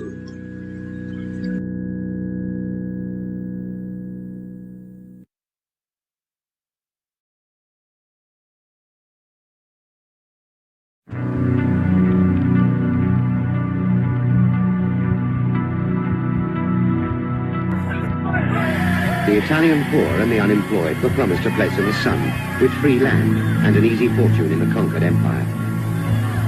The mechanical power of Italy's armory was Mussolini's guarantee of a quick, clean war with few Italian casualties. As the Chemical Warfare Service shipped poison gas throughout the summer, troop ships left Naples and Genoa, bound for Suez, Massawa, and Mogadishu. The Italian soldiers sincerely believed they were sailing to liberate and civilize Ethiopia. The fascist propaganda machine had worked hard, pounding home a message of warlike, savage Ethiopians, of a society where millions of slaves longed for freedom, a country rich in resources and ripe for invasion. War materials flowed steadily from Italian industry to the ports of Massawa and Mogadishu. Boats queued at the docks, waiting to land supplies for the most powerful army Africa had ever seen.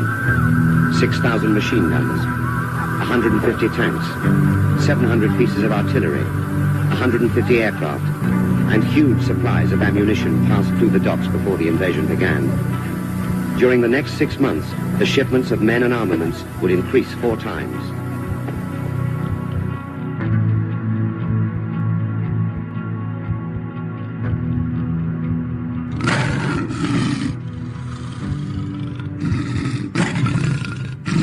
At his coronation, Emperor Haile Selassie I was crowned with the titles of King of Kings, Lord of Lords, and the Lion of the tribe of Judah. A unique coronation, diverse even from the god Menelik. He is the king that wore the triple crown, plus coronated Lion of Judah.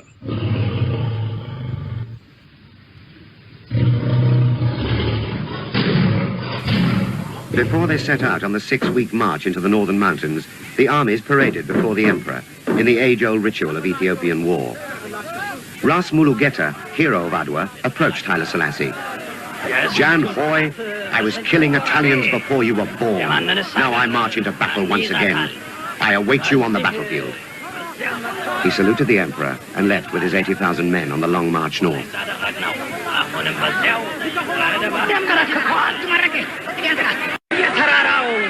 All day the warriors paraded before the emperor, boasting of their bravery in past battles.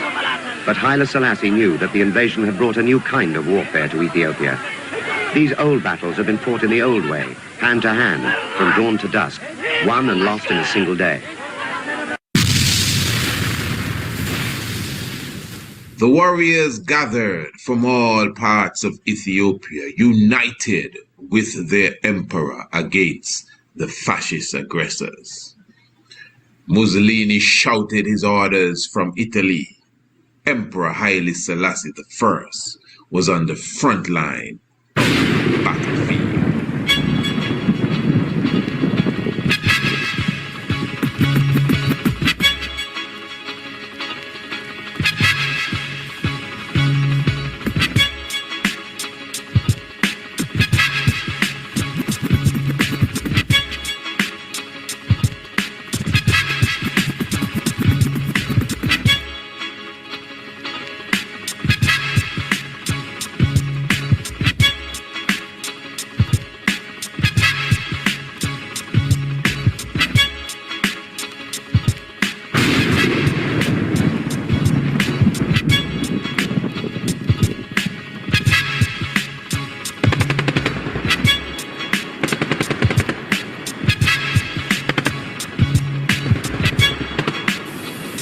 Badoglio had turned to poison gas and the bombing of civilian targets to speed up his civilizing mission.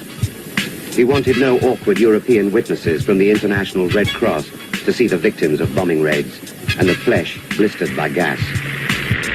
This was not the style of war like that of Adawa. This was a war of heavy artillery, illegal substances, example, mustard gas, which was banned by the Geneva Convention after World War I. He drove north to the front to consult his commanders and rally the dejected troops.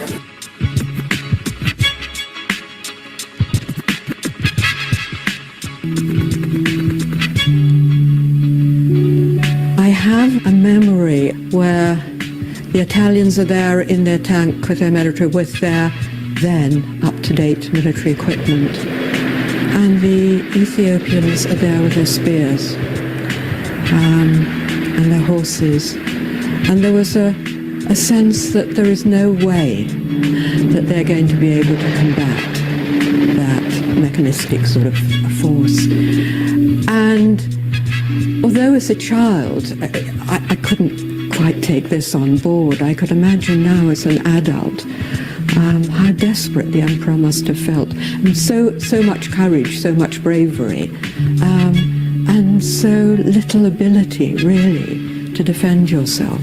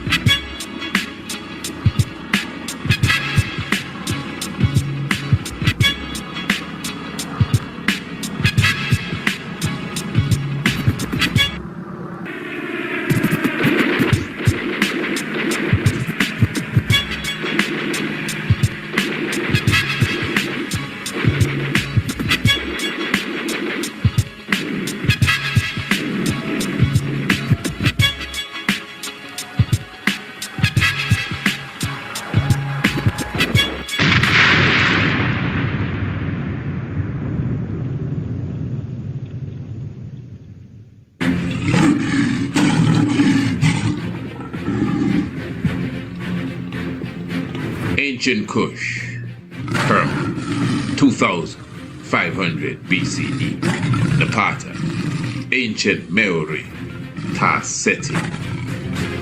Ancient Kush and Ancient Kemet are one people, Smai Tawe. They share the same Netaru. They share the same gods. But there is one Netar, one God, that is unique to the south, that is unique to Kush, that is unique to Nubia. It is the lion-headed triple crown god, Hedi. Although unique to Kush, a pediment is an ancient form of Asar, also known as Osiris. This is why at times Aset or Isis is seen as his wife. he is Osiris lionized. This has been made obvious as he wears the crown of Osiris, the triple crown of Osiris. A pediment is also seen with 3 lion heads on his human figure, 3 in 1 and 1 in 3. Although he is not referred to as the Lion of Judah, he is seen as the lion-headed snake in the very same way that the Lion of Judea is portrayed. It is also ancient.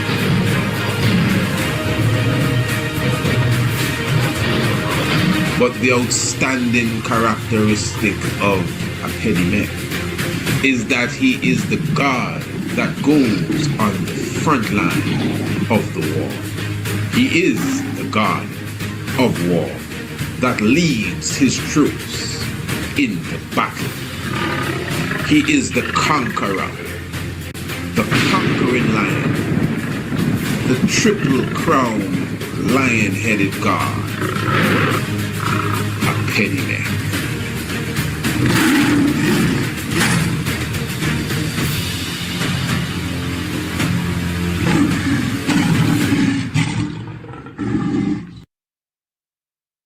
Your Imperial Majesty, I'd like you to talk about your appearance before the League of Nations when you pleaded for your country in 1936. የተቻለንን ለመዋጋት ቆርጠን ተነሳን። ለምንዋጋበት ብዙ እርዳታ አላገኘንም። ፋሺስት ላደረገው ነገር ለመመከት Yes, the Ethiopian people, as well as myself, fought as much as we could on the ground, the fascist aggressors. But as it is well known, the fascists were well armed. They had the latest weapons. They had air power. Ethiopia had possessed none. After losing the battle in the front, we thought we should start another battle, a political battle at the League of Nations. You have heard of the speech I have made and of the appeal I have made to the League of Nations in 1936. Emperor Haile Selassie I appeared before the General Assembly of the League of Nations on the 30th day of June, 1936. The book of Zephaniah, chapter 3, in the Bible, speaks of the Lord gathering all nations together to pour out on them his wrath and indignation. It also speaks of him speaking unto them in a pure language from beyond the river of Ethiopia, as Haile Selassie I is the only head of state to speak before the body at Geneva, to speak before the League of Nations, which is the gathering of the heads of the world. At this time in 1936, they violated Article 16. Article 16 represents the whole aspect of collective security. He spoke to them in Amharic, the language from beyond the rivers of Ethiopia, to fulfill such scriptures. Article 16 represents the 16 pieces that Osiris was cut into. And this is why the Emperor of Ethiopia officially was away from the throne for exactly 5 years, the time frame given for the resurrection of Osiris, from the 5th of May 1936 to the 5th of May 1941, may be in the 5th month and the 5th day. I am here to claim justice, he said. What reply shall I take back to my people? There was no answer, and there could be none. The League was dead. So, said the Emperor, it is us today, it will be you tomorrow.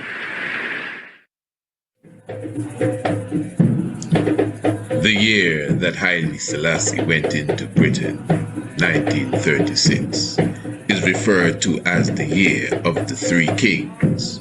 For that year, Britain had 3 kings, one after the other, the very same year that the King of Kings came into Britain. He made his residence at Bath, Fairfields, and on the 10th of June, 1940, he prepared himself to return to the battlefield, to return to Ethiopia, to rejoin the war on the front line. After shrewdly securing weaponry and soldiers, and a diplomatic agreement with the Allied forces, Emperor Haile Selassie re-entered Ethiopia to lead the troops into battle. A pediment.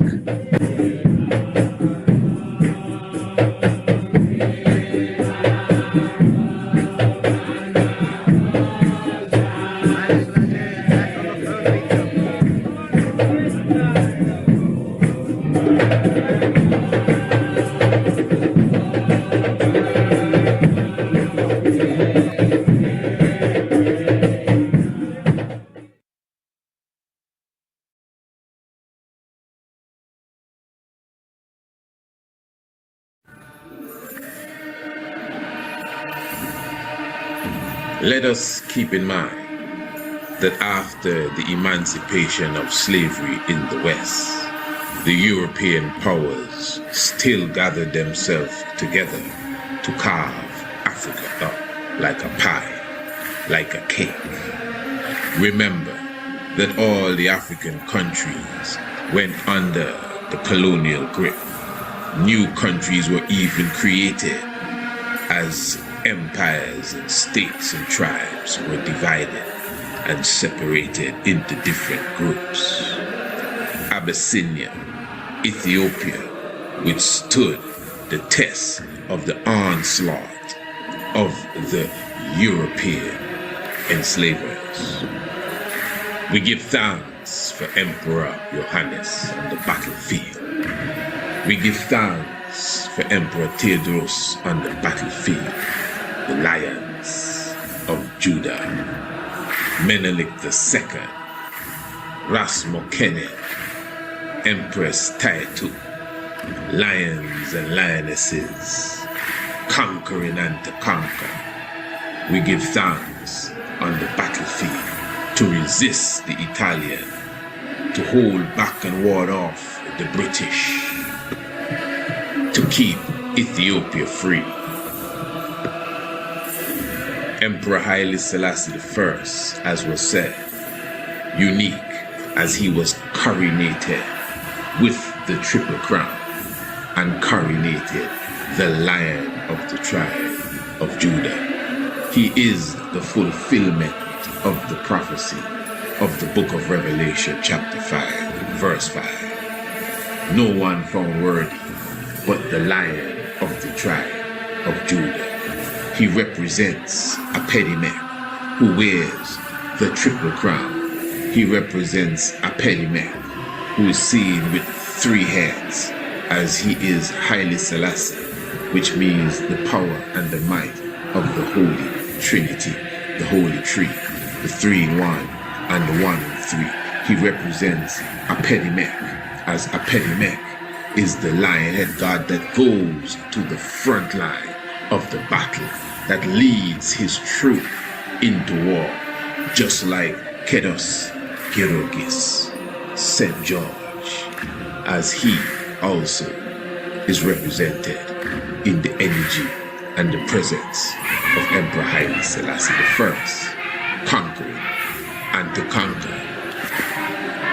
A pediment is a sign to the same Osiris, and Haile Selassie is the same, the master of ceremonies.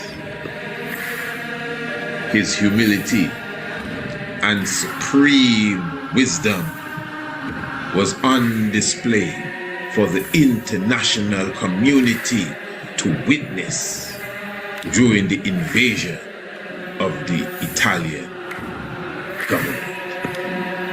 Their weaponry and machinery totally outranked that of the Ethiopians. It was a total mismatch. But the courage and the bravery of the Ethiopians was proven to the world. Hundreds and thousands of planes and tanks could not crush and dominate the barefoot warriors with swords and spears and sticks.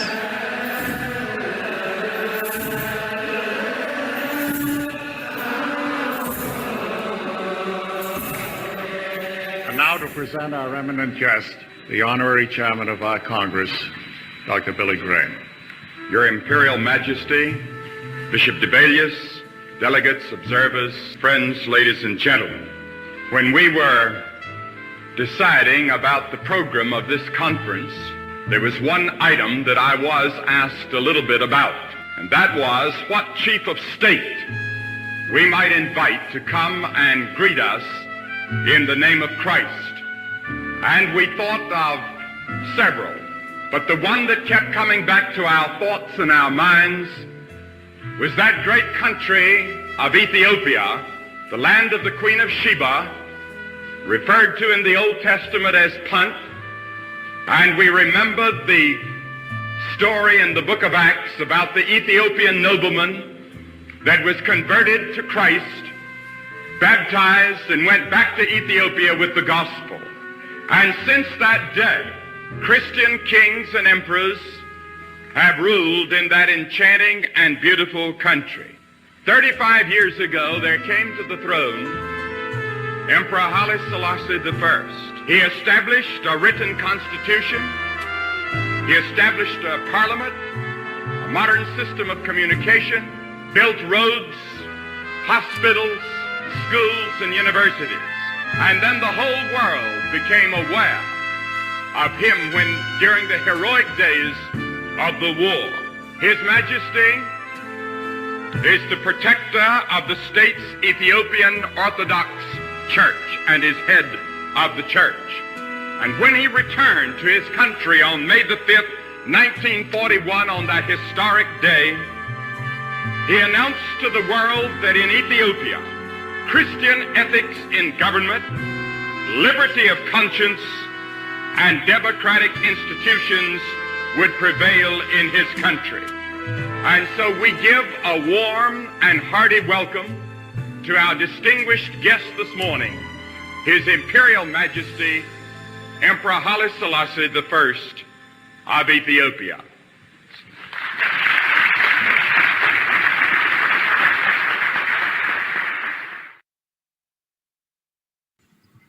In 1963, the Organization of African Unity was formed. The Great Africa Hall, Addis Ababa, Ethiopia, the 25th day of May, African Liberation Day. 32 free independent African states, including the ancient Ethiopia, gathered together for the first time in thousands of years. Under one roof, to speak of a United States of Africa going forward. Emperor Haile Selassie I was key and very integral in the independence liberation struggle for the rest of Africa. It is because of Ethiopia's stance in the 1930s why the other African countries could have gained their independence. Ghana, Togo, Uganda, Kenya, Tanzania. His Imperial Majesty Emperor Haile Selassie I is the world's greatest statesman. He's the only head of state to speak to both the League of Nations and the United Nations, Earth's rightful ruler.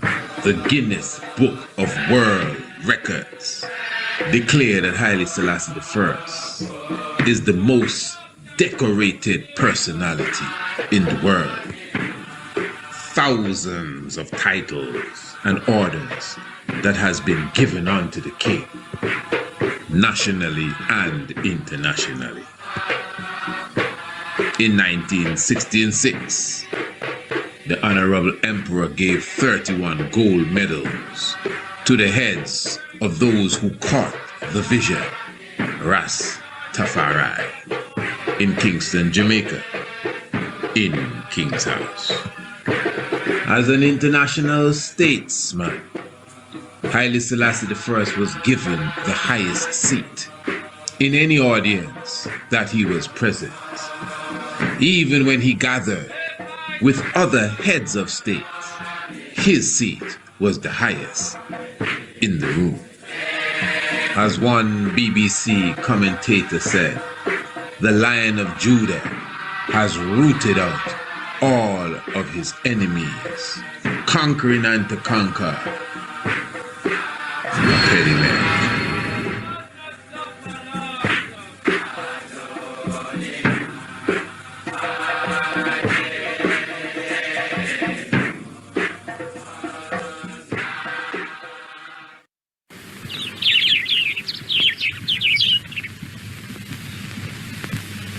It is good that you are here to record this picture of me in my palace garden at Addis Ababa.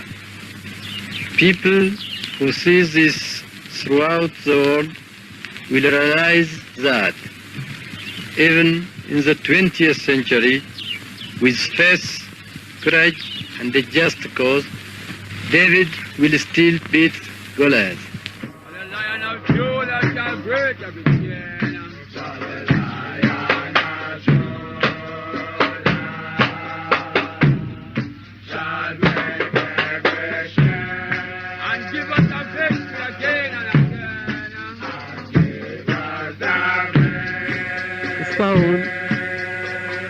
ባከናወነውም ሲመዘን አሁን በምንገኝበት ዓለም ያሉትን ብዙ ችግሮች ለማስወገድ ያለው ችሎታ ተስፋ የተደረገበትን ያህል እየተዳከመ የሄደ ነው። On the 27th day of August 1975, the very first official news report was that Haile Selassie I has gone missing. Since then, he has not officially been seen or heard from again. We give thanks for the Lion of the tribe of Judah. We give thanks for the conquering Lion, the King of Kings and the Lord of Lords, who defend Ethiopia from the invaders. Give thanks, petty man.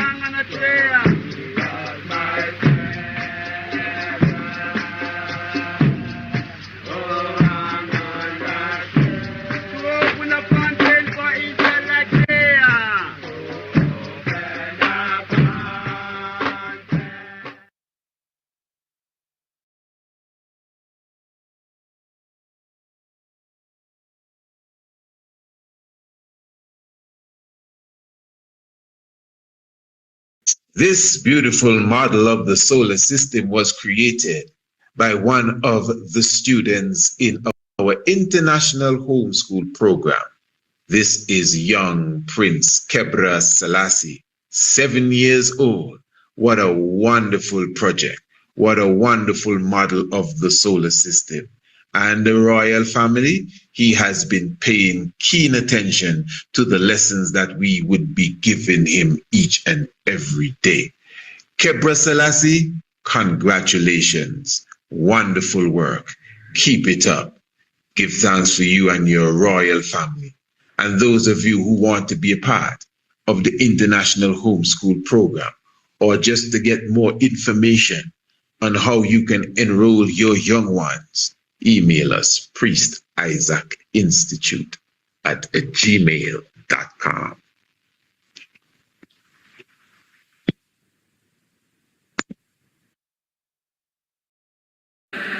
Introducing Ethiopia's Freedom Tours. What is an Ethiopian Freedom Tour?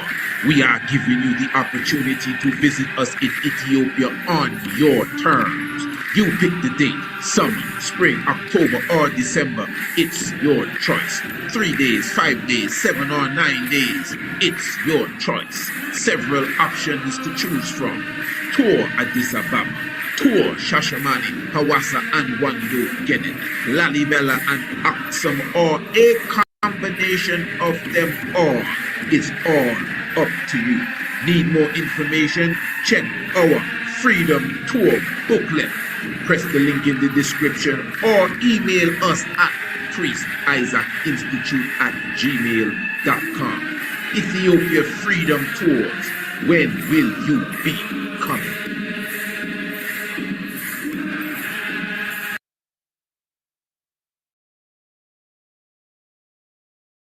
Now, let's just suppose that the planet Saturn was in the constellation of Aquarius the day that you were born.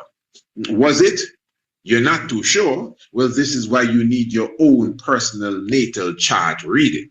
But this says Saturn in Aquarius. Another power combination is at hand. And a power combination is when a planet is in the constellation that it rules over.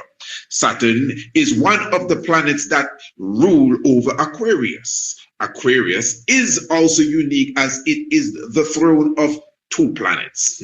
The other planet is Uranus. This means that Aquarius has the characteristics of both Saturn and Uranus. The properties of Saturn are law, foundation, discipline, structure, and responsibility.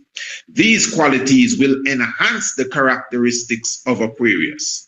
The additional characteristics of Aquarius are that of Uranus. These are reformation and rebirth.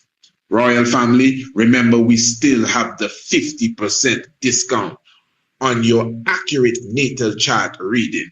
Email us, priestisaacinstitute@gmail.com. Remember, this is not just a reading. You're going to get your booklet, PDF form, and also online flip book with your natal chart reading.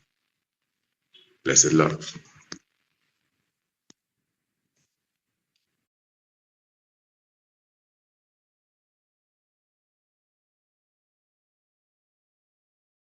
And we say, Salam Tenestalin, give thanks to the life giver and the keeper of life. Emperor Haile Selassie I is exalted in all doings and saying, glorify the Father and Mother of creation. We're thankful for the establishment of this, the Ethiopia Africa Black International Congress Church of Salvation, as we're looking forward to the 1st of March, such anniversary from 1958. Established by the Honorable King Emmanuel Charles Edwards, also referred to as Bongo Eddie.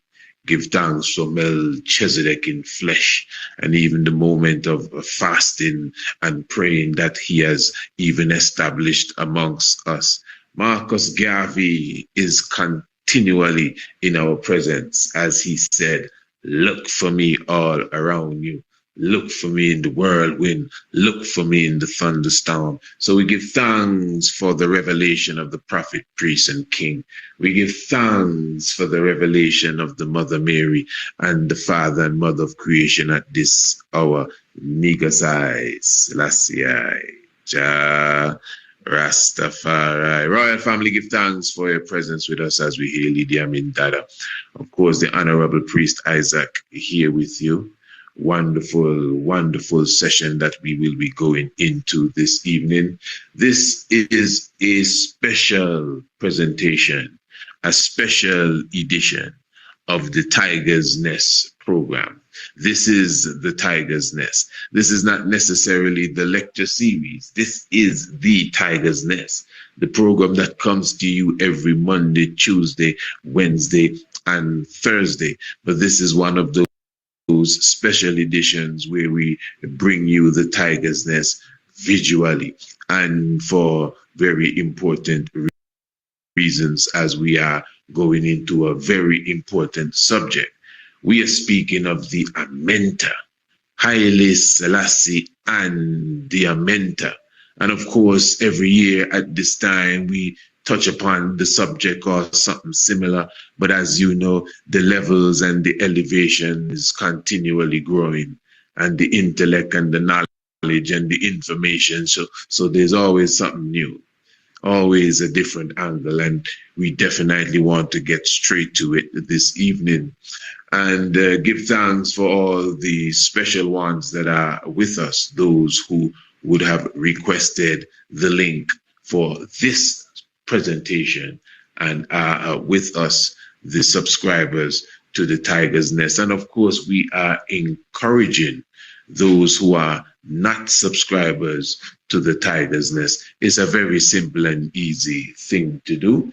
And of course, all you do is recontact us, Priest Isaac Institute at gmail.com, and let us know that, yes, I would like to be a part of the subscription team so that I get every episode of this program that comes out every evening, Monday to Thursday, and it comes to you in your inbox via your email. And it is only $20 per month, for the nightly program, and the information and the vibration and the inspiration. At least you know you got something to come home to that will nourish your mind. All right, for sure. And there's special offers. If you take a 6 months package, it's only $100. And if you take a yearly package, it's $150. So give thanks again. This is a special program. I honestly believe that I'm going to eventually share this program with the wider international community. But for now, give thanks for the Tiger's Nest subscribers and the Tiger's Nest crew. Now, before we go to the depths of that, as you can see, we are already highlighting, this is really the launch of the upcoming Lion of Judah tour to Ethiopia. Yes, of course, you know, in a month's time, we will be having the Resurrection Tour, and give thanks for those who are already a part of that. But we are already highlighting now, giving you enough time to get ready for this one. This is the Lion of Judah tour to Ethiopia, and this will be from the 20th of July. So this is still some time away. From the 20th of July to the 29th of July. And it is subtitled, What a Gathering. And I will tell you why in a few moments. And we are celebrating the 134th anniversary of the Earthstrong of Emperor Haile Selassie I. Now, the construct of this tour, it has a special theme, as you can see, what a gathering, because we will be gathering. Remember, this is the Earthstrong of Haile Selassie I. So, of course, many of the similar elements will be a part of this tour, especially as it relates to the key museums. Obviously, we must be visiting the Grand Palace and these different places that we usually visit, and Shashamani will be on the list for this one. This one will not include Aksum and Lalibela like the upcoming tour, But you see, the Nyabingi component, I want you to listen to me good. The Nyabingi component will be a key part of this tour. We intend this tour to be a gathering Rastafari from individuals all over. It's going to span beyond the tour. This is the tour aspect. This is already sealed. Officially as well. This is already sealed. But surrounding this will be a hive of activities as it relates to uniting and bringing the Rastafari community. I'm not talking about just in Ethiopia, in the world, together. We have many dignitaries here in Ethiopia. I'm talking Rastafari, from our ambassador of the Ethiopia Africa Black International Congress, diplomats of the EWF, Ethiopian World Federation, counselors and ambassadors of the 12 Tribes Organization and the Nyabingi Order, and so forth and so fifth, and maybe some other dignitaries that may not align with what are within the realms of Rastafari. We have a great work to do here. And great works are being done, but we got greater works to do. So in the future, the very near future, obviously, I'll be giving you much more information, as there's a lot of works that must be done in preparation for that. But as it relates to the tour itself, I will be giving you more information as it relates to that too. But as it relates to the tour itself, that is already secured. Of course, you know, we definitely have that. And let me tell you this now, there is a 50% discount. This is important. There is a 50% discount on that tour. I'm talking about the tour in July. The Lion of Judah tour to Ethiopia, what you're seeing on the screen, a 50% discount, and that will take you until the 15th of March. Now, that's a long time away from July, but keep in mind that if you can secure your spot now, remember, although the 50% is only $17.25. You don't pay $17.25, you know. You only pay 50% of that when you down pay.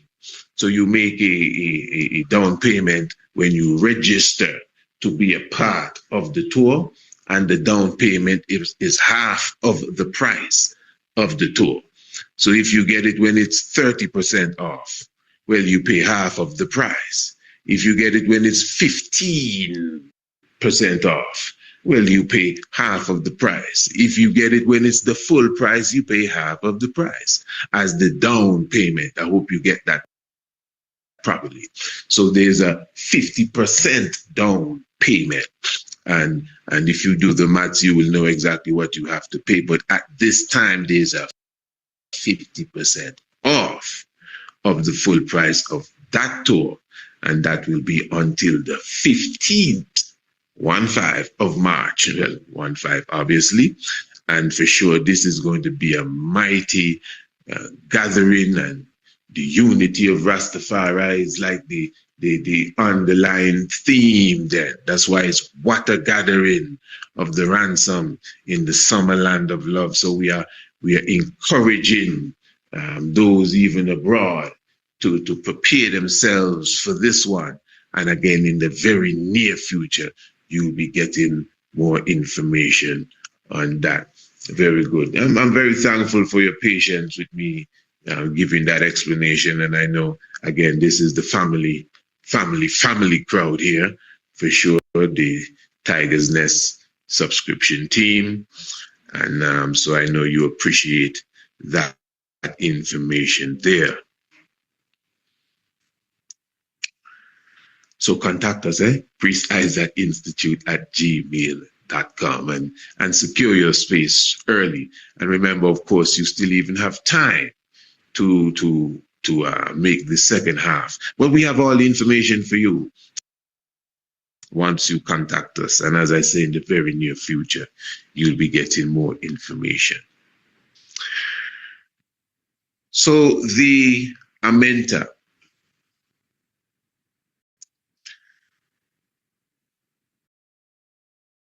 The Amenta is an African word that really means the underworld, the world of sufferation as such. You see, this is why even myself, you see, I make that strong connection with the Amenta and, of course, the Lenten period. As you know, that is the moment that we are going through at this time, the Lenten period. We did a wonderful program previous night as it relates to the origin of the Lent. I don't know how many of you would have taken in that one already, but that was very, very important. I won't go through the length and breadth of it now, but as this is really a program for the Tiger's Nest members, you would have had that program already in your arsenal.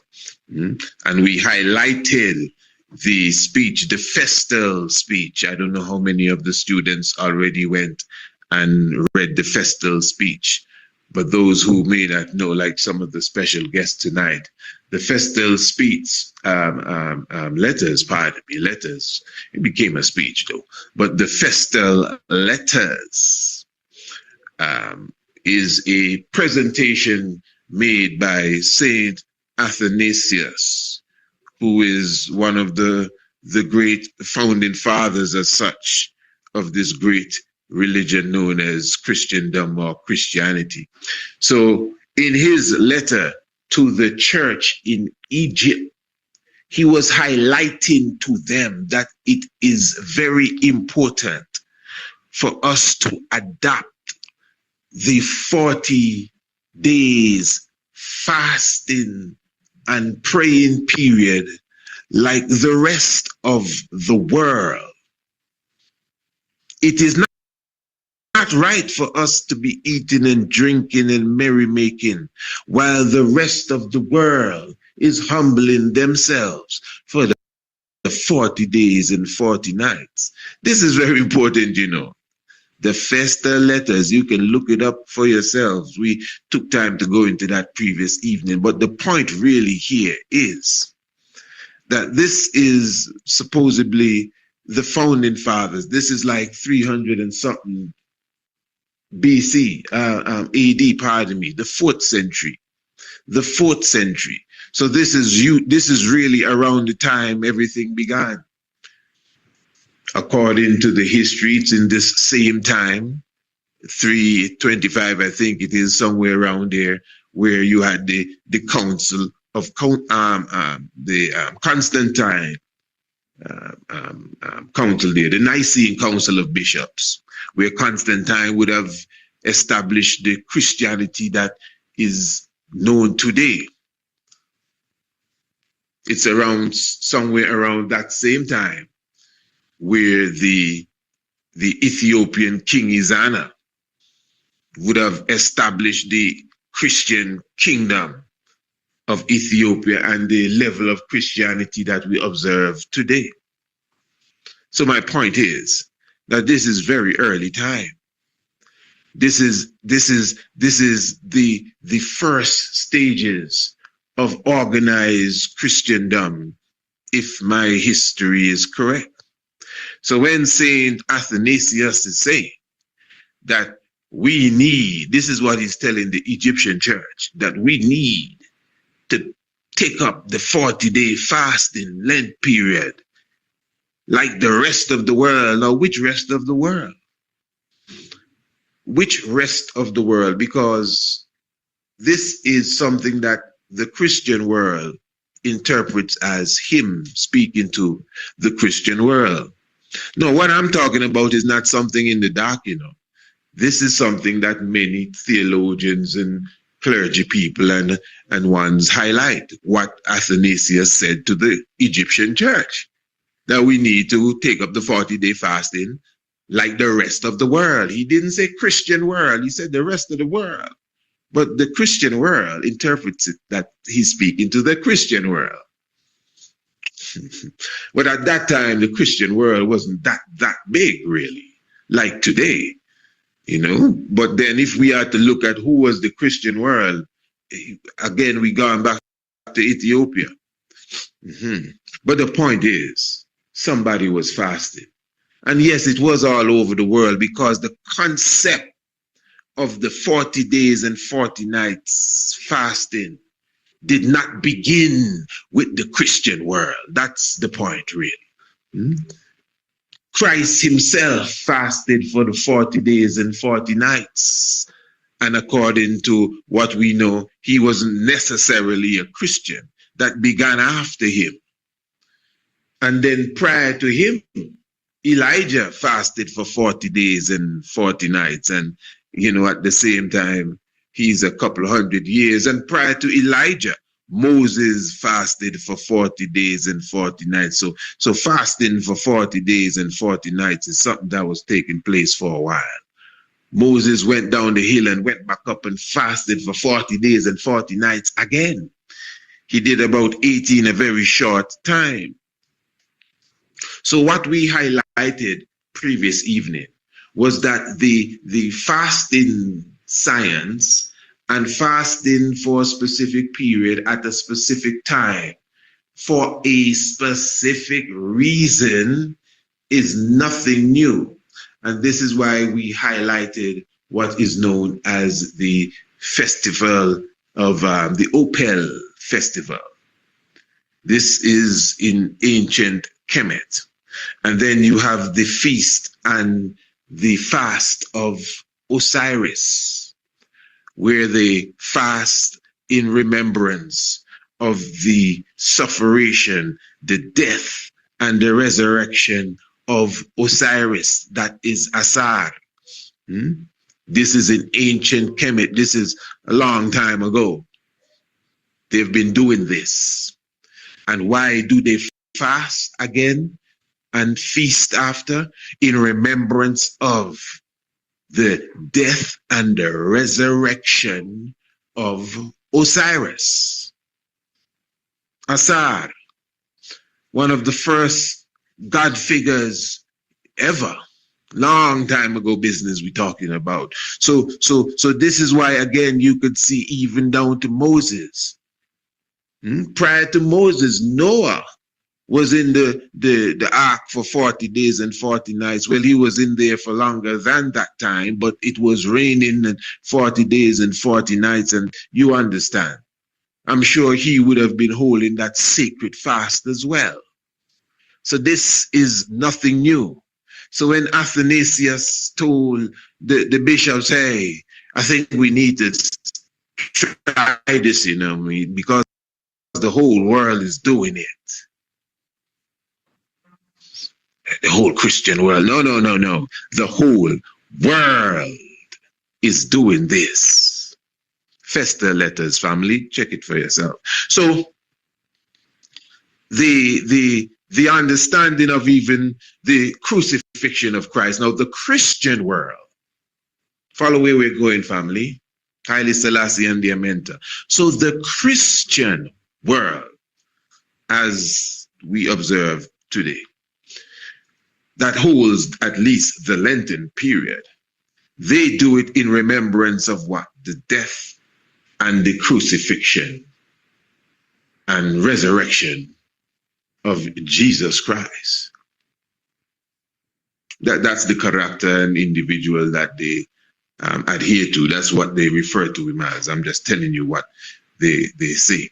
Now, the whole concept is very important. Remember in the Last Supper, when the Christ was passing around the chalice, he said to his disciples, as often as you eat and drink, do this, the eating and the drinking, in remembrance of me. Now I heard an elder that, I beloved elder so much. And he was saying, not with no anger, but he's saying, ganja is no sacrament. Ganja is no communion, and chalice is no communion. We have to follow the Orthodox churches, the wine and the bread. Yeah, maybe another lecture, another time. The Holy Grail. Yeah, the Holy Grail. So he was passing around the chalice, though. And he said, as often as you partake of the chalice, do it in remembrance of me. That's very interesting. So anytime you partake of the chalice, anytime you commune with the Most High, anytime you use these elements, the wine and the bread, which represents the body and the blood, when you utilize them, you're supposed to do it in remembrance of him. So you see, that's a very important aspect to these moments of reverence, moments of reverence, like the Lent then, the fasting, this period of praying. That's why it's fasting and praying, so that there is this literal, connection, oneness. So the Lenten energy, the period of the 40 days, is really something like taking up your cross and following the Christ. That is why at the Last Supper, remember the Last Supper is the Last Supper, That is the day, the night before they came, or the night they came for him and then crucified him like the next day. In the scripture, all of this is seen.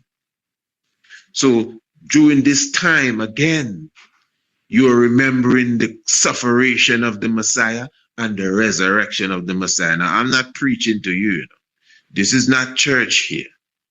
I'm showing you theology, not necessarily Christianity. We didn't begin with this, We began with an ancient science and an ancient order.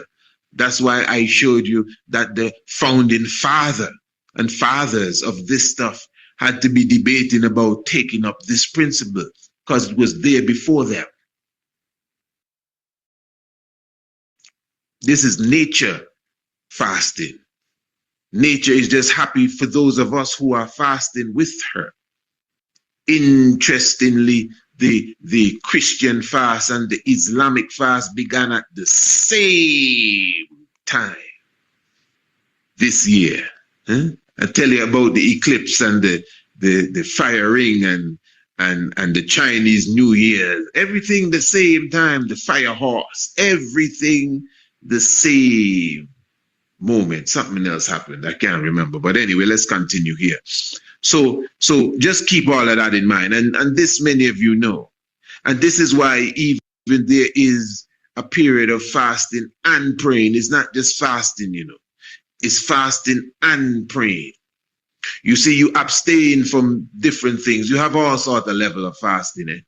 You have people that are staying away from meat. They eat breakfast, lunch, and dinner, but they're staying away from meat and eat the fish maybe on Friday, all of that stuff. That's why you see so many of the fast food, not fasting food now, but the fast food joints, the slow food.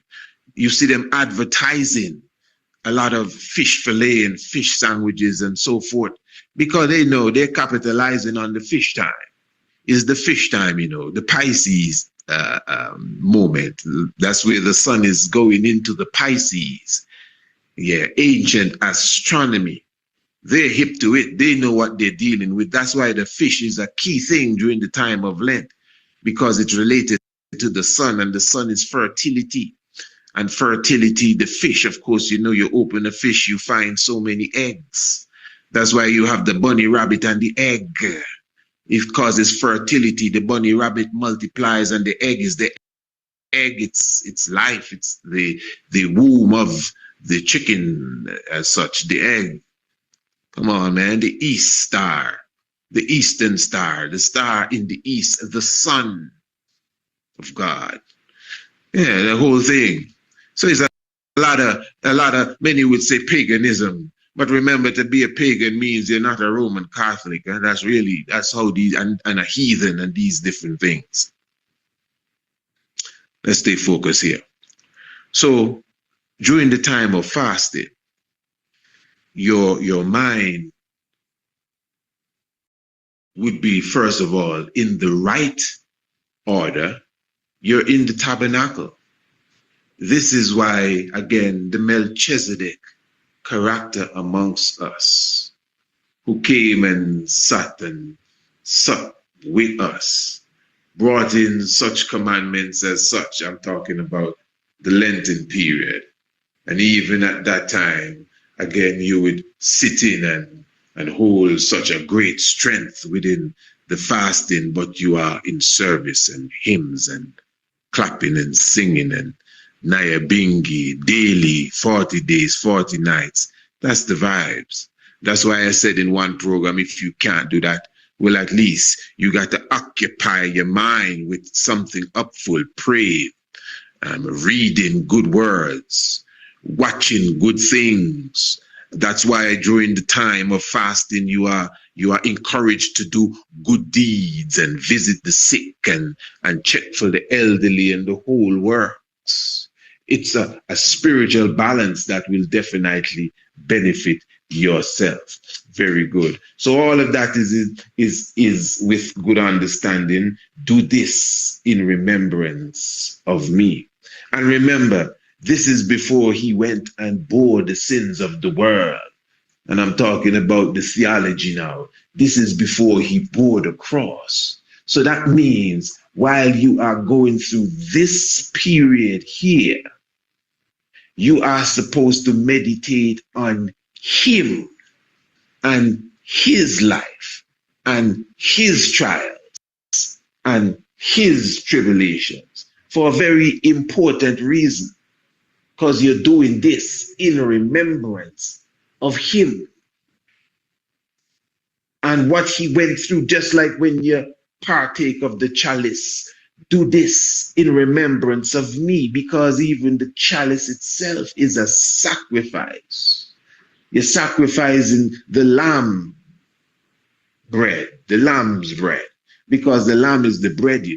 The bread replaced the lamb from the Old Testament. So Christ wasn't killing no lamb in the Last Supper. No, but he was breaking bread. The broken bread is like the broken commandments that had to be replaced. There's some deep science here. Yeah. So do this, man, in remembrance of me. And that is what we are getting into this evening. So the Amenta, I hope you're following, family. Give thanks for your presence with us.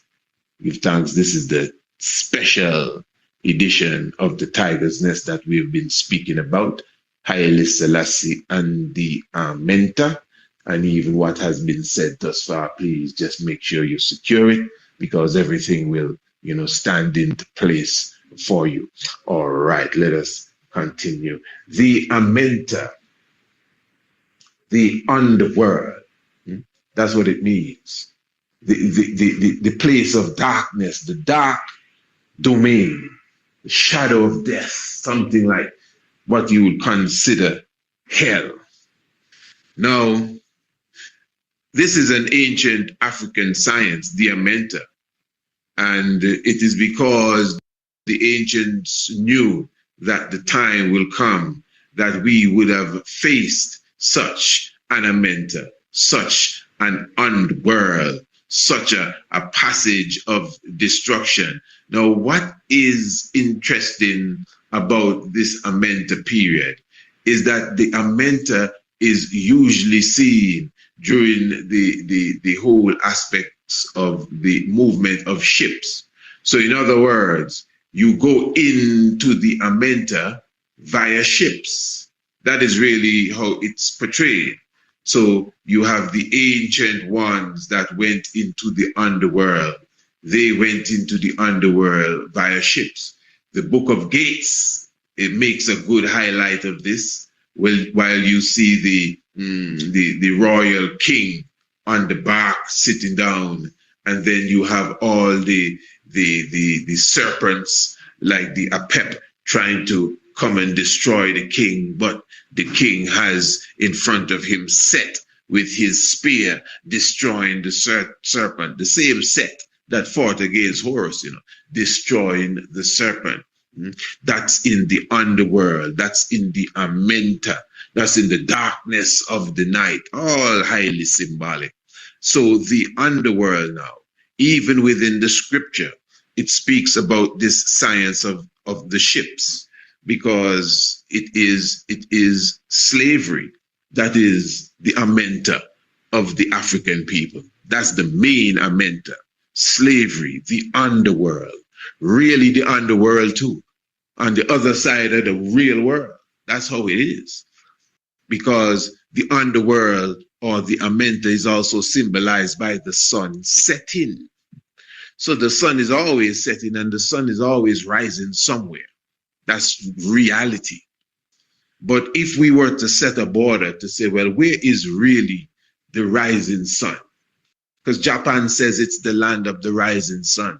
So Ethiopia is the land of the rising sun. When the sun rises in Ethiopia, the sun really rises. When it rises in Africa, it really rises. So when it sets in Africa, the sun is setting.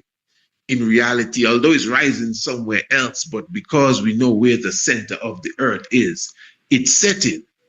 So the place where the sun is rising, when it's setting in Africa, you're looking at the underworld there.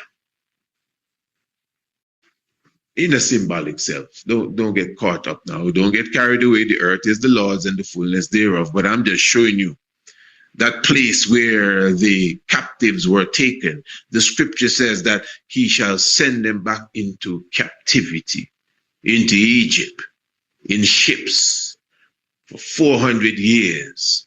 And this is how we know we're not talking about Kemet in Africa, because the history already showed us the people that went into captivity for 400 years via ships. This is one of them prophecies that you can't run around at all. The book of Genesis, the book of Deuteronomy, you're going back into captivity via ships. Now tell me, where in history you know any mass of people going into captivity and it's via ships? That's all you need to do. Just find the history and see how it aligns with the prophecy. And I can only think of one event. Plus the 400 years is well aligned. Because to me, from the coming of Christopher Columbus in 1492, when he sailed the ocean blue, and from the coming of Haile Selassie in 1892, that's 400 years. Now you see, the scripture says after 400 years, I shall send them a great one, a mighty one. So Combustus didn't really begin as such the slavery period, but very symbolic, supposedly discovering the new world, our his story. But at the same time, very symbolic, coming with his ships. Very symbolic of the beginning of the terror, the beginning of the transatlantic slave trade. He was like their scout, if you want to call it that. But then now, 400 years after him, in came the birth of the Lion of Judah. And remember, specific trades and people kidnapped from Africa and taken to Europe began even prior to Columbus. I'm not talking about the Arab slave trade now. I'm talking about even the European slave trade. So the point is here, the Amenta, the underworld. So when Christ himself went into the tomb, that represents also the Amenta. He went into the underworld. And this is why, again, you do this in remembrance of me. So, as we are focusing on the Lenten moment, what is the Amenta that we are talking about now? Because we're supposed to do this in remembrance of him. Now, at the same time, to be honest, everything that we're discussing is things to meditate on. That is why we are reasoning about them. We're talking about the transatlantic slave trade. Yeah, man. that is an amenta, that is a crucifixion within itself. Because remember, the scriptures even highlight that, if you understand the scriptures, I should say, you would know that Christ represents all of us as his people. That's why the people came unto Ezra as one man. So even the scriptures that speak of the sufferation of Christ and him going into the underworld, it represents us too. Osiris, there is a glyph highlighting Osiris going into the underworld in a ship as well for 400 years. Just meditate that. That's the thing with these ancient glyphs and scrolls. You see different date lines. You see the 3 days and the 3 nights. You see the 5 years, which we will get to. And you also see the 400 years. So, as I said, Christians would be Lenten and they would be remembering the sufferation of the Christ figure that you read of in the Bible.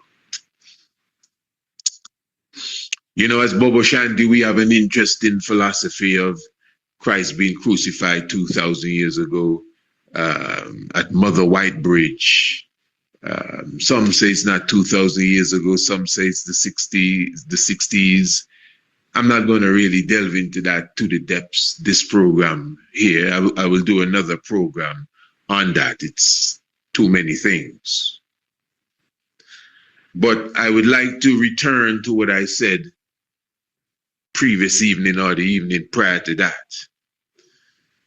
In the Nation of Islam, there is this philosophy that the Christ that you read of in the Bible, 25% of what you read is of a figure, as they would say, of a Jesus 2,000 years ago. And 75% of the same Gospels of Christ is of a Jesus, as they would put it, in this time. Now, I can rock with that. Neck not on the block, you know, like exactly 25 and 75% and all of that. But just the idea of it makes sense to me for sure. Remember, even in the scripture, the Christ is telling people that this judgment that I'm telling you about will happen in your time. This generation will not pass away until you see the coming of the Son of Man. He even told his disciples, the scripture highlights that he was speaking to his disciples now, not no multitude. In this, what I'm going to say, the 12, he actually pulled them aside and says, some of you will not taste death before you see the Son of Man returning in his glory. That's some interesting stuff when all of those brothers have died. And not only died, but died some very violent death or deaths. So the reality is now that we're dealing with a serious understanding. Those of us that understand the divinity of Haile Selassie I, of which we're not here to try to prove this evening at all, but we comprehend his importance in the earth. We did a program about a strong now, where we were showing or highlighting that England needed Ethiopia for their very survival during World War II. How many of you would have seen that program, and what did you think of that? Don't be scared at all to even leave your comments as it relates to that one. You know exactly what your meditation would have been throughout that program. That was the program when we were speaking about the gold and the fact that Hitler was kicking down the doors of all of these European countries, from Austria and Poland and where else did he go there, and all of these countries, and Norway and even France and Czechoslovakia and he was just taking their gold. About 600 tons of gold Hitler had at the end of the day. And when Britain realized that Hitler was on its way to Britain, England started to ship out all of its gold, sending it to Canada. The same time that the gold was shipped out in June 1940 is the exact same time that Haile Selassie left England on his way back to Ethiopia, going to Sudan first and being there for a couple of months as everything was being organized for the re-entry to Ethiopia, all backed and assisted by the British. Remember, like 3-4 days before the 10th of June, they didn't have nothing to do with Haile Selassie the First. We can't help you. We have other things to take care of. But the moment we hit the 10th of June, 1940, and even Mussolini now declaring war on Britain and hostilities in the Mediterranean, and Hitler on their heels, it was considered priority, according to Haile Selassie in his autobiography, for him to return to Ethiopia. This is a program we did again about a strong ago. You should go and revisit it or visit it if you have not seen it, as we give clear understanding of exactly the importance of Haile Selassie, even as the field marshal on the battlefield, going back into Ethiopia to save the skin of the British. They're running for their lives, man.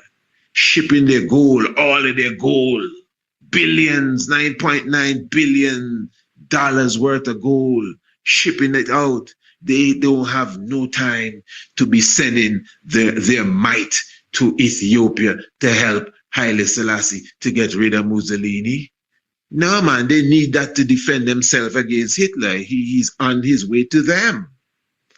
Nah, there's more than meets the eye, royal family. Much more than meets the eye. And again, I continually encourage everyone, especially those who are Rastafari, you need to get acquainted with Haile Selassie's autobiography, part 1 and part 2. I know the speeches of the selected speeches is quite nice. Not sure who selected them. Quite nice. Very, well, of course, that's the third book, but the autobiography of the King of Kings is important. That should be a must read, even in the schools of Ethiopia. I would encourage that anytime. Now, you see, the thing is, if Mr. Hitler and Mr. Mussolini, are the devils that the world portray them as, especially Mr. Hitler, and for specific reasons. He's like this, like Satan in flesh. You can't, this is it, So just imagine if these characters would have, reached to the goal and the destination that they had in mind. So, all right, many people deny when we bring to the forefront information as it relates to how Hitler dealt with black people. Mm-hmm. There are documentaries on this family, how he dealt with black people, skinning people and making boots. People deny that. Oh, that's impossible. Okay, fair enough. Let's deal with what you know about Hitler, as what they continually teach you about Hitler, that he burned 6 million Jews in the oven. All right, good. So if he would have done that, just imagine if these fellas would have had their way in controlling the planet with the sort of tyranny that they were coming down with. You see, you got to understand again, this is very important. When you check the time frame of the Mussolini and Hitler war, it's important to understand how Europe was thinking at the time. France and Britain, in the early times of this, when Mussolini just attacked, this is why nobody came to no aid of Haile Selassie. This is why the League of Nations was quiet, because France and Britain did not want to upset Mr. Mussolini, because Mr. Mussolini could have joined Hitler very easily. Hitler and Mussolini, at least Mussolini had a certain sort of tension against Hitler. But that didn't last too long. They started to work together. And Britain and France were afraid of that for obvious reasons. So they didn't have no problems with Mussolini invaded Ethiopia, and they had no intention, none whatsoever. It didn't even cross their minds to go and help him. Impossible. You crazy? What kind of fool are we? You expect us to do that? Mussolini is our brother.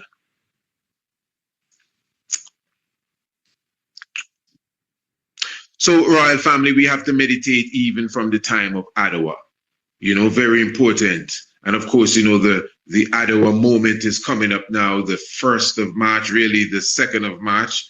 In Ethiopia, it's really the 2nd of March where we really celebrate the Adwa period.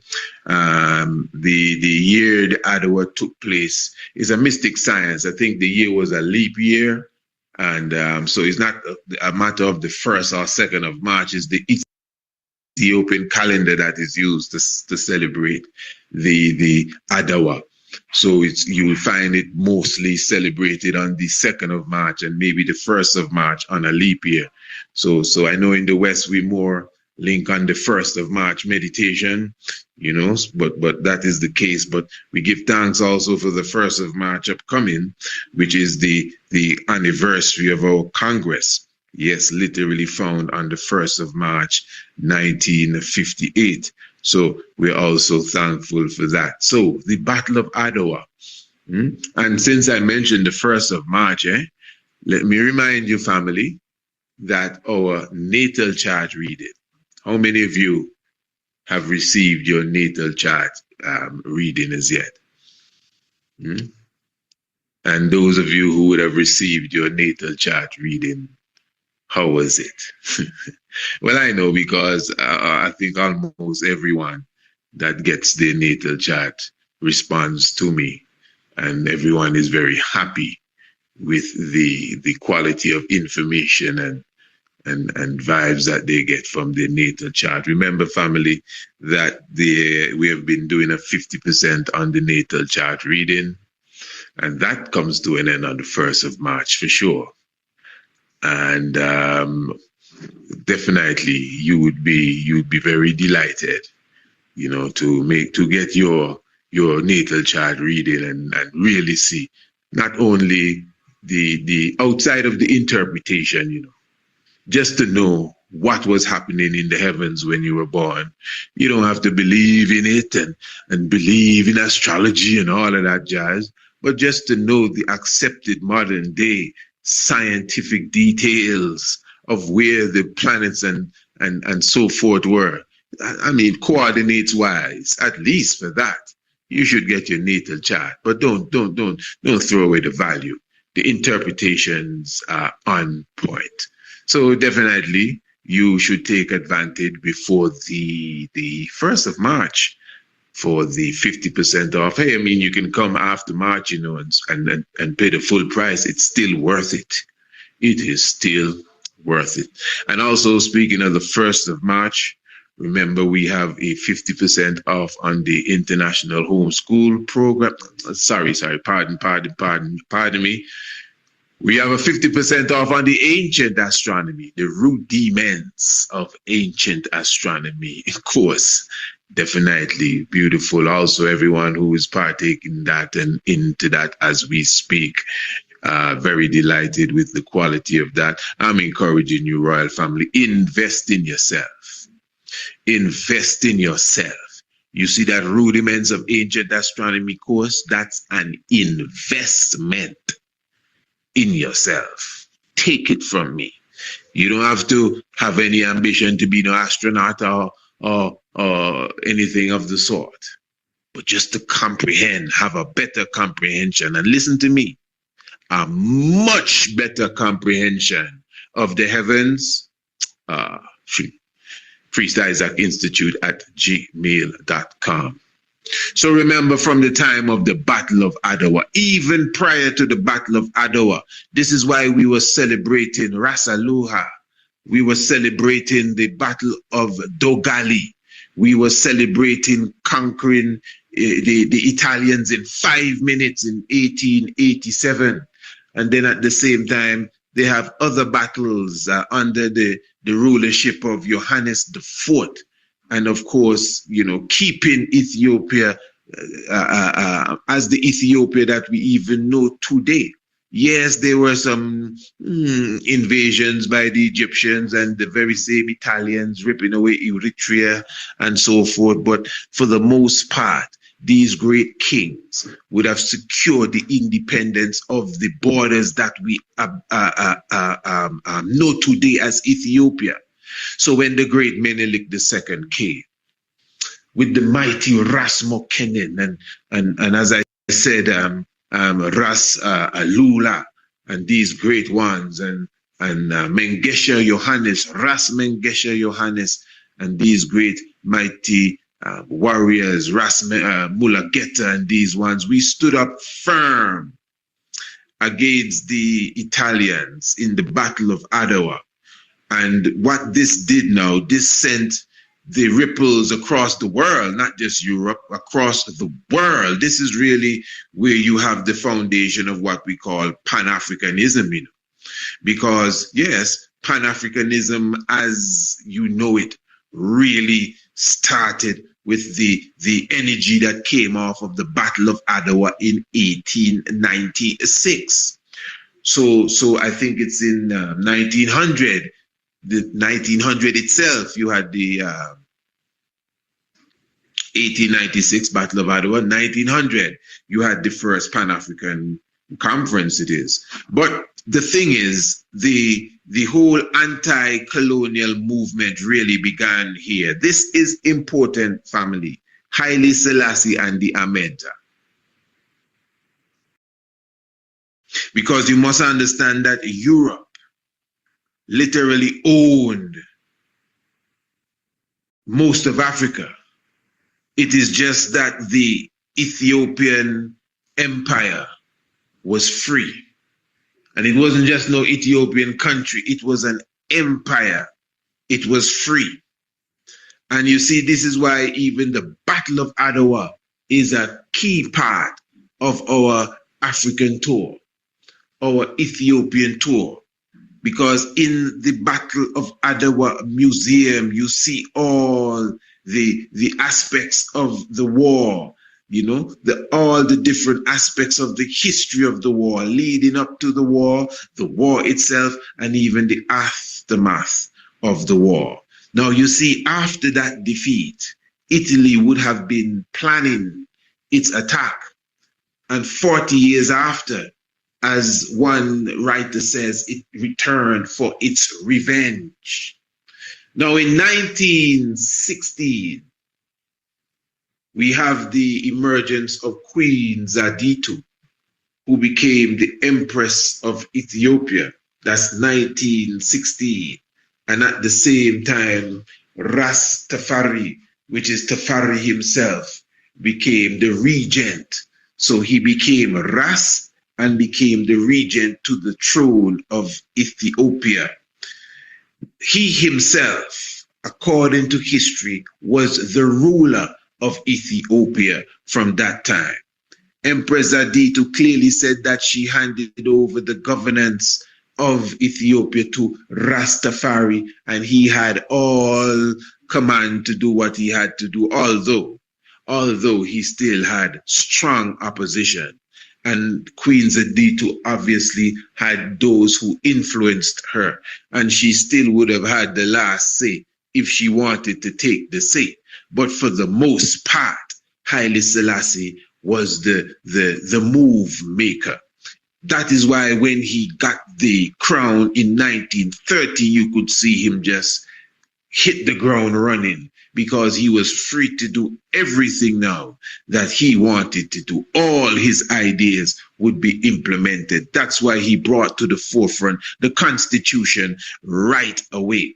So in the early 1920s now, and before I go to that, 1916 again, he got that power.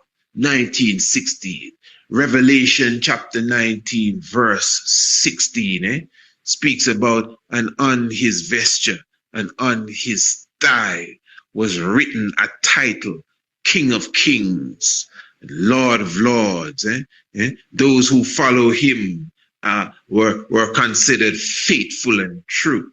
Who follow him that are faithful and true? Rastafari follow him, faithful and true. And that's the year he got the title, Rastafari. Yeah, 1916. That's the year, the 27th day of September, when Lijiatsu was deposed. Empress Aditu became the empress, and Tafari, the Deshmark Tafari, became Rastafari. Yeah, on his vesture and ties, King of Kings, Lord of Lords. Revelation 1916. The year was 1916. So in the early 1920s, in a very brilliant move, Haile Selassie put Ethiopia in the very important body at the time, known as the League of Nations. And it was a very strategic move. Yeah? Imagine, although the League of Nations really, dropped the ball and fumbled the ball and whatever the ball, but the thing is, without his presence in the League of Nations, without Ethiopia's presence in the League of Nations during that attack, even that whole event would have been different.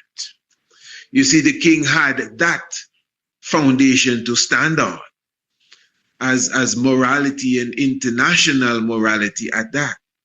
So in 1929, Mussolini, with his shrewd and cunning self, had a special pact where they, according to those who love prophecy, said that it was revelation, and he healed the wound of the beast. And at that time, the Vatican became a city-state. This is 1929 now. And the Pope was made an uncrowned absolute monarch. Now, this is interesting, because 1929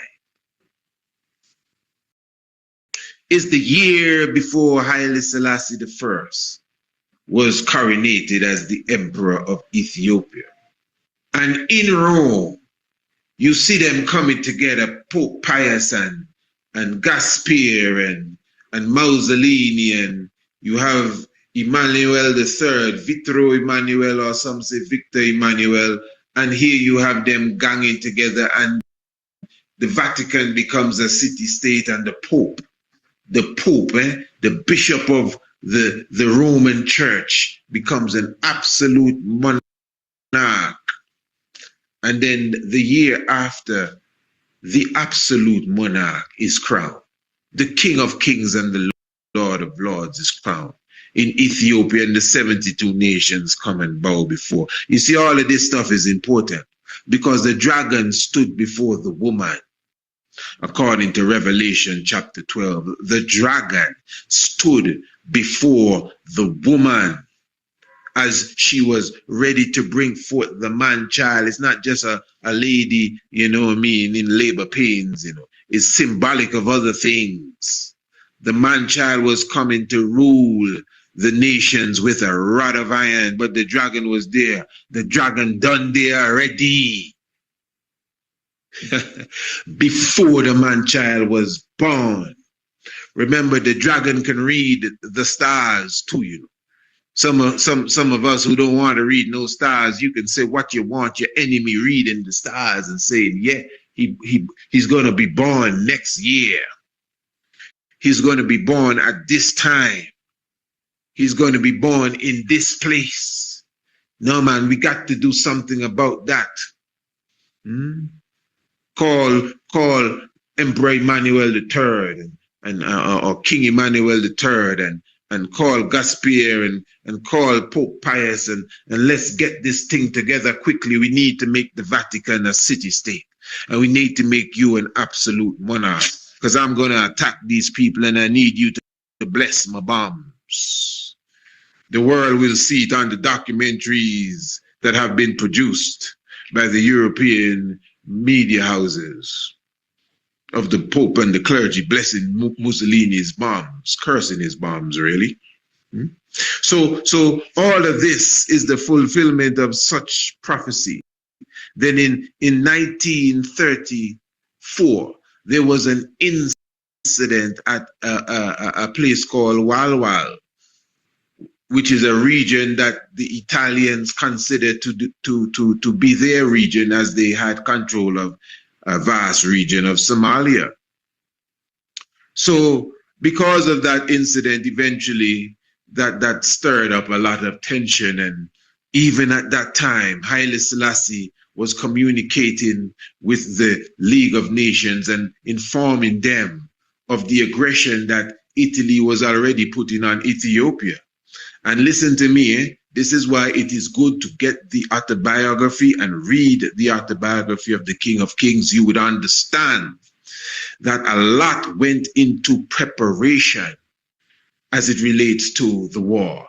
A lot went into training, not just because of the invasion, you know. These are the improvements and the advancements that Haile Selassie I was encouraging in Ethiopia, as far as the army, as far as the soldiers, as far as the military wing of the government. That was something that was key for the King of Kings. But again, there was some level of opposition. Some ones didn't want planes in the country. Some of the old chieftains were saying, we don't need no tanks. We have spears and we have the power of God with us and the whole works. And they would have whispered in the ear of Queen Zaditu. And although she depended strongly on Haile Selassie, it still would have held back progress somewhat. But the preparation was always something that the emperor had on the front burner of the stove. Again, even prior to the invasion. So when Mussolini invaded now, you got to keep in mind, Mussolini came in with tanks and planes in the thousands. In the thousands. I don't think Ethiopia had more than 5 tanks. And then can you compare our 5 tanks, our 5 tanks with his thousands of tanks and bombers? How many planes did Ethiopia have? I think it was somewhere between 8 and 12 or something like that. But these planes were not necessarily bomber planes. These planes were utilized to carry cargo from one district to the other and carry armament and machinery from one area to the other. So they weren't, no, there was nothing like that. Remember, Mussolini had what you would call carrier ships, aircraft carriers on the coast of Africa, Somalia and so forth. So he could easily, Eritrea, he could easily get in. In fact, he had about 1,500 vehicles. Listen to this. Approximately 1,500 vehicles were brought in by Italy. Just think about that. Remember, we did a short just the other day highlighting one of the first vehicles in Ethiopia, in Addis Ababa, under the rule of Haile Selassie I. The point is, during that time in Ethiopia, vehicles wasn't really a big thing. Many people didn't have vehicles. I'm sure they were not more than 100 at that time, vehicles around the city. But here you have Mussolini bringing in, I'm just showing you, he's bringing in 100 and plus vehicles, 1,000, pardon me, plus almost 2,000 vehicles, just vehicles alone. You know, jeeps and trucks to get them around so that they can carry their provisions here, there, and their machinery, and they can move around so they don't have to walk everywhere. That's what those vehicles are for. Those are not the tanks. Those are not the planes. Those are not the bombers. Those are not the Gatling guns. Those are just vehicles. So I'm saying all of this to show to some of, maybe not you, the present audience, but some of many who would like to compare this war with the Battle of Adwa. This was a totally different thing, all by itself. You could obviously see that the Ethiopians were outmatched, outgunned, out everything. And yet still they stood up for those 5 years. Mussolini never really conquered Ethiopia. They weren't bringing in no immigrants in the hundreds even to come and set up your residence and we're going to build a supermarket. It was just fighting all the way through. And these killers still had to come with mustard gas. This was illegal. Keep this in mind. Eh? This was illegal when it comes to the whole aspect of warfare. So one of the things that is very important, and of course, we represent the Ministry of Education. And our Minister of Education himself, Haile Selassie I, is who, teaches us about the importance of education. And that is even key here in Ethiopia, and even us as Ras Tafari. This is something that we definitely need to spearhead. Let me encourage ones. You don't come to Ethiopia trying to change people's culture and think that, well, you're the most Rastafari, so you're going to come and show them your thing and they have to believe you're God or pagan. No, I would advise you to reverence yourself. Respect their culture, because it's not even a culture, it's cultures. But this ain't religion, and this is not even necessarily theology.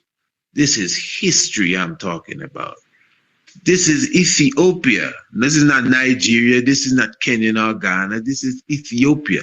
The people that are the if you want to say the children of the soil, they have a right.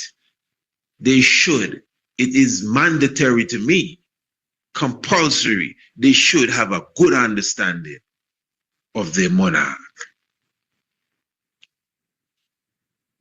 And that is lacking.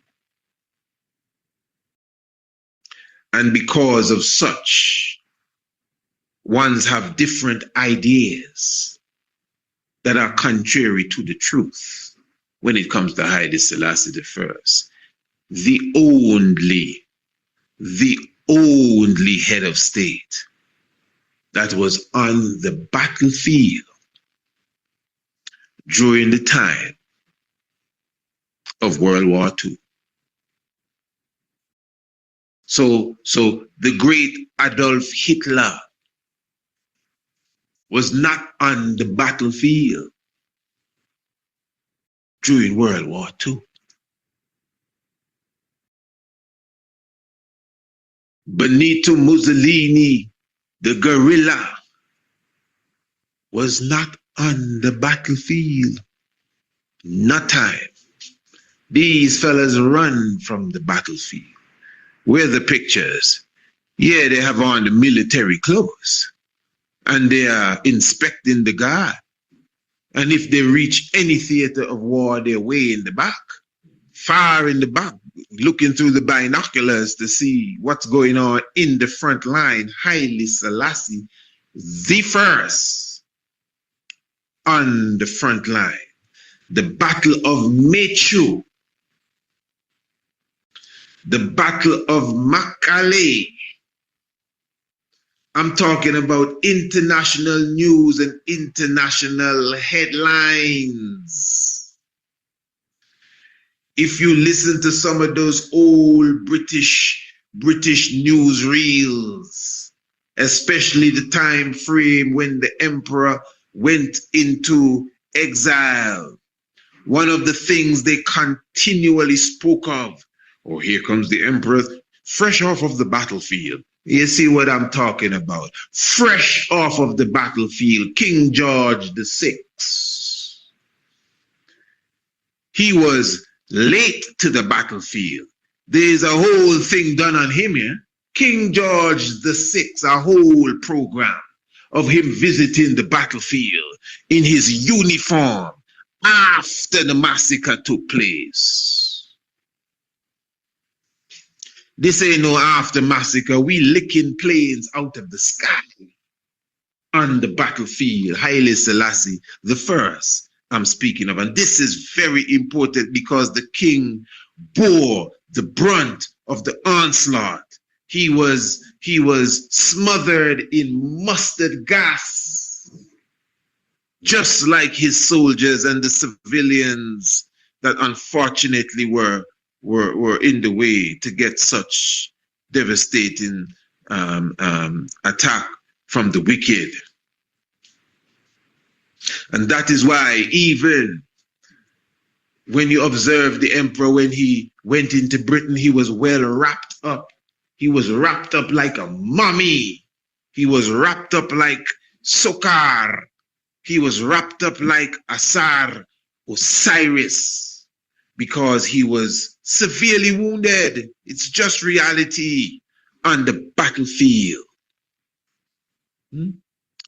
Look, the king with his foot on the bomb. Whatever your version of the story is, this wasn't just a photo op. This wasn't the king inside of his palace sipping tea and, Your Majesty, the photographer is here. Okay, tell him I'll be there in 5 minutes. No, this is in the midst of the battle, you know, man. This is impromptu, if you want to say. We don't have no time to play. The nation of Ethiopia need to know about their emperor. Take it from me, I'm on the ground, man. Something went wrong. Something went real wrong here.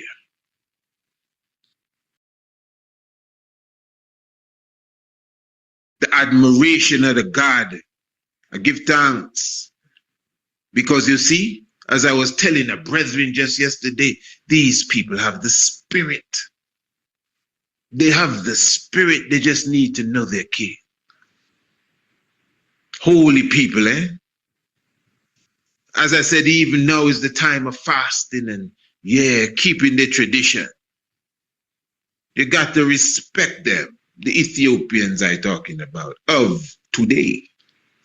So the king, even now, remember that after these battles, and I want to highlight this, after the Battle of Mechu, after the Battle of Mekale, Tambien, you have Ras Imru, and Ras Seyum and these ones, Ras Mulageta, he died in the battle as you would have known, I'm sure. And it was a horrible time. Hundreds of thousands died on the battlefield. And as I said, the emperor himself severely wounded. And the emperor went to Lalibela. And he fasted and prayed there for 3 days and 3 nights.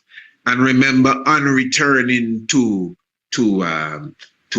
Addis Ababa now, he went to Lalibela, then he went to Addis Ababa. The intention was to regroup the different armies that he has and form a solid group, and make the capital Gore, because the Italians were coming in fast into Addis Ababa. Remember, I tell you how much trucks and cars and planes and tanks the enemy have, and guns and the whole works the enemy have. So you must understand the situation. There was a council meeting.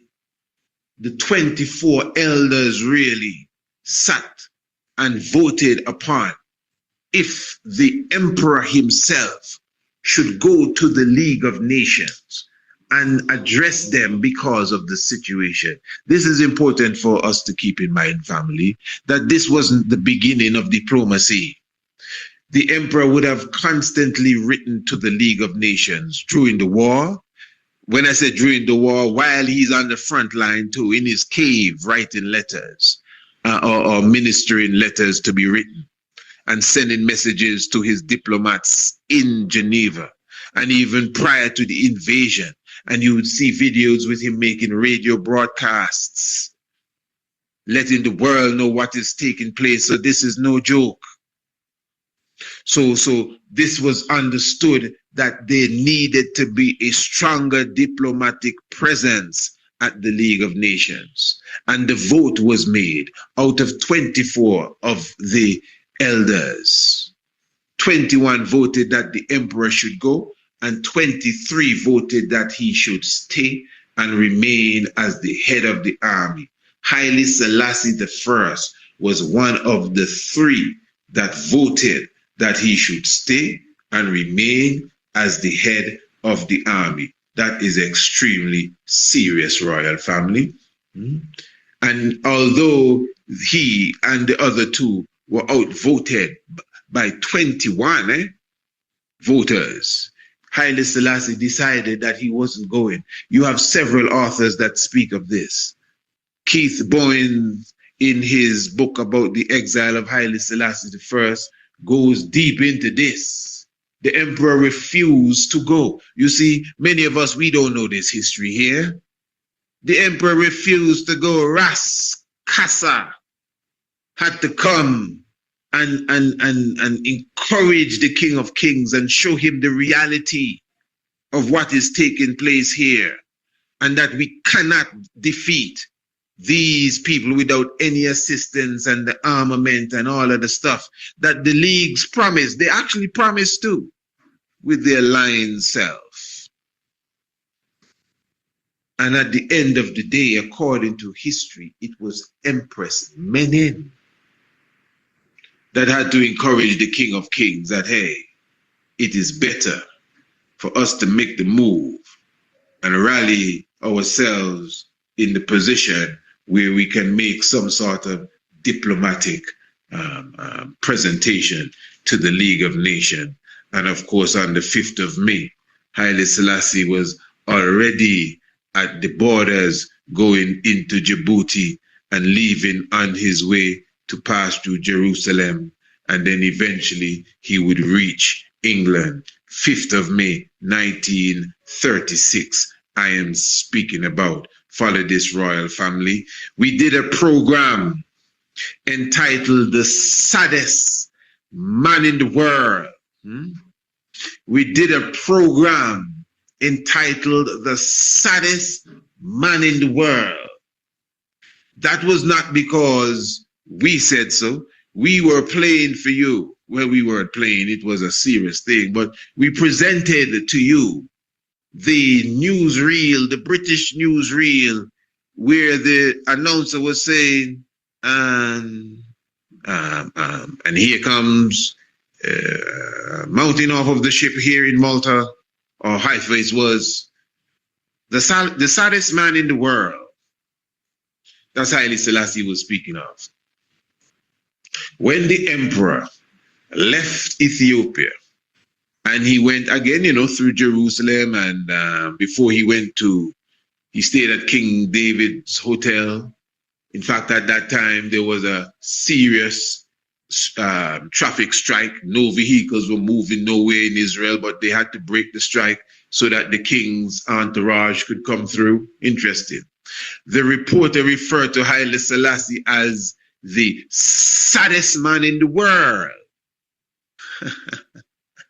And what's interesting, is that the king was also battle scarred, and the whole world was acknowledging this.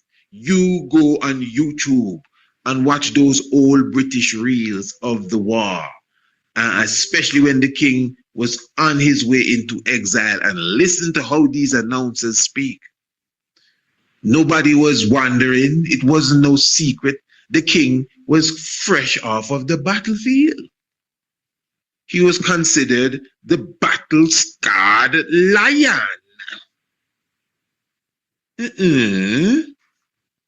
The saddest man in the world. Now let's deal with that saddest man in the world thing.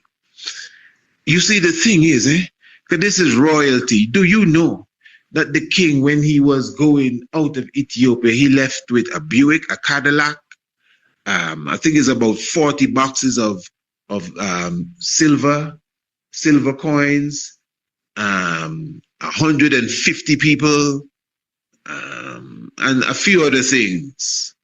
But everything could not go. And some lions, and everything could not go. When he reached to Djibouti, it took them some time before he boarded the ship as well. The king had to leave with 50 of the 150. So 100 had to turn back. The cars couldn't come. The lions couldn't come. All the money came. Let me see. And a few other things just couldn't come. So just imagine, because this is royalty moving here. And the emperor clearly said, we only took enough money. We didn't rob no treasury. We only took enough that we thought we needed for the short journey. Wow, the King of Kings. So why was he referred to as the saddest man in the world? There's a song we sing as Bobo Shanti, Man of Sorrow. What a name for the Son of Man to bear, ruin Israel to reclaim. Hallelujah, what a savior. That is him. Because the scripture, the book of Isaiah, speaks of him bearing sorrow and grief for the sins of the world. The saddest man in the world, and he hasn't even gone into exile yet. Yet still he's the saddest man in the world. You see, there is a picture of Haile Selassie I. I think that's when he was in Malta. And he was just leaning up on a short sort of post there, just leaning up. And in the early days, I used to always say, what an interesting picture. I never see the King of Kings leaning up on anything. He's always, well erect and seated with his back straight and the whole works. You know how Haile Selassie does it. So I would always admire how I see the king leaning up here. How is this? This is interesting. The king just cooling out. But the more I understood history and I could look at a picture and know when it was, where he was, how old he was, and all of that, I come to realize this is, again, the battle-scarred lion. The king was in terrible pain. He said so in his book. All of that time, the king was in terrible pain, coming off of the battlefield, and to show you how much agony he was in.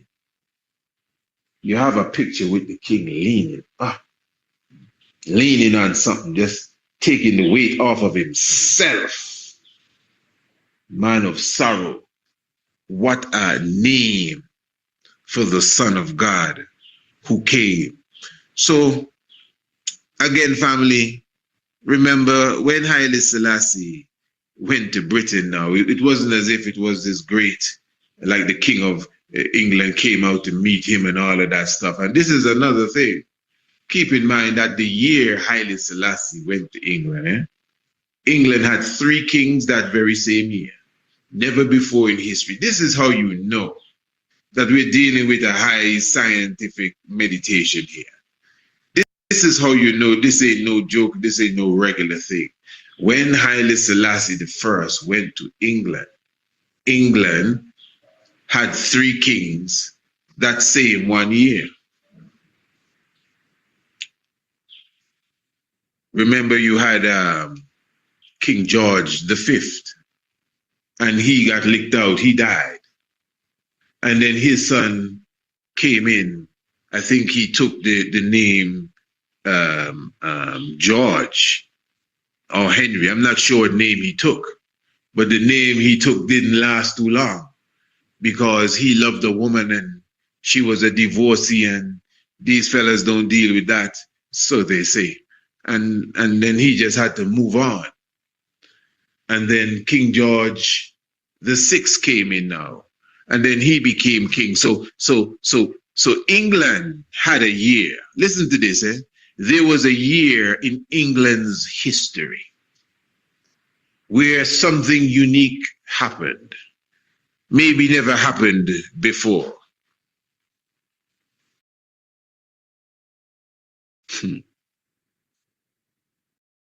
This is England had 3 kings.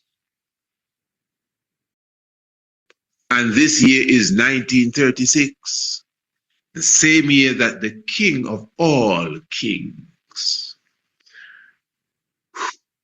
came into exile, went into the Amenta, the underworld, man. And you see, we understand the history that Haile Selassie didn't go on a visit to England.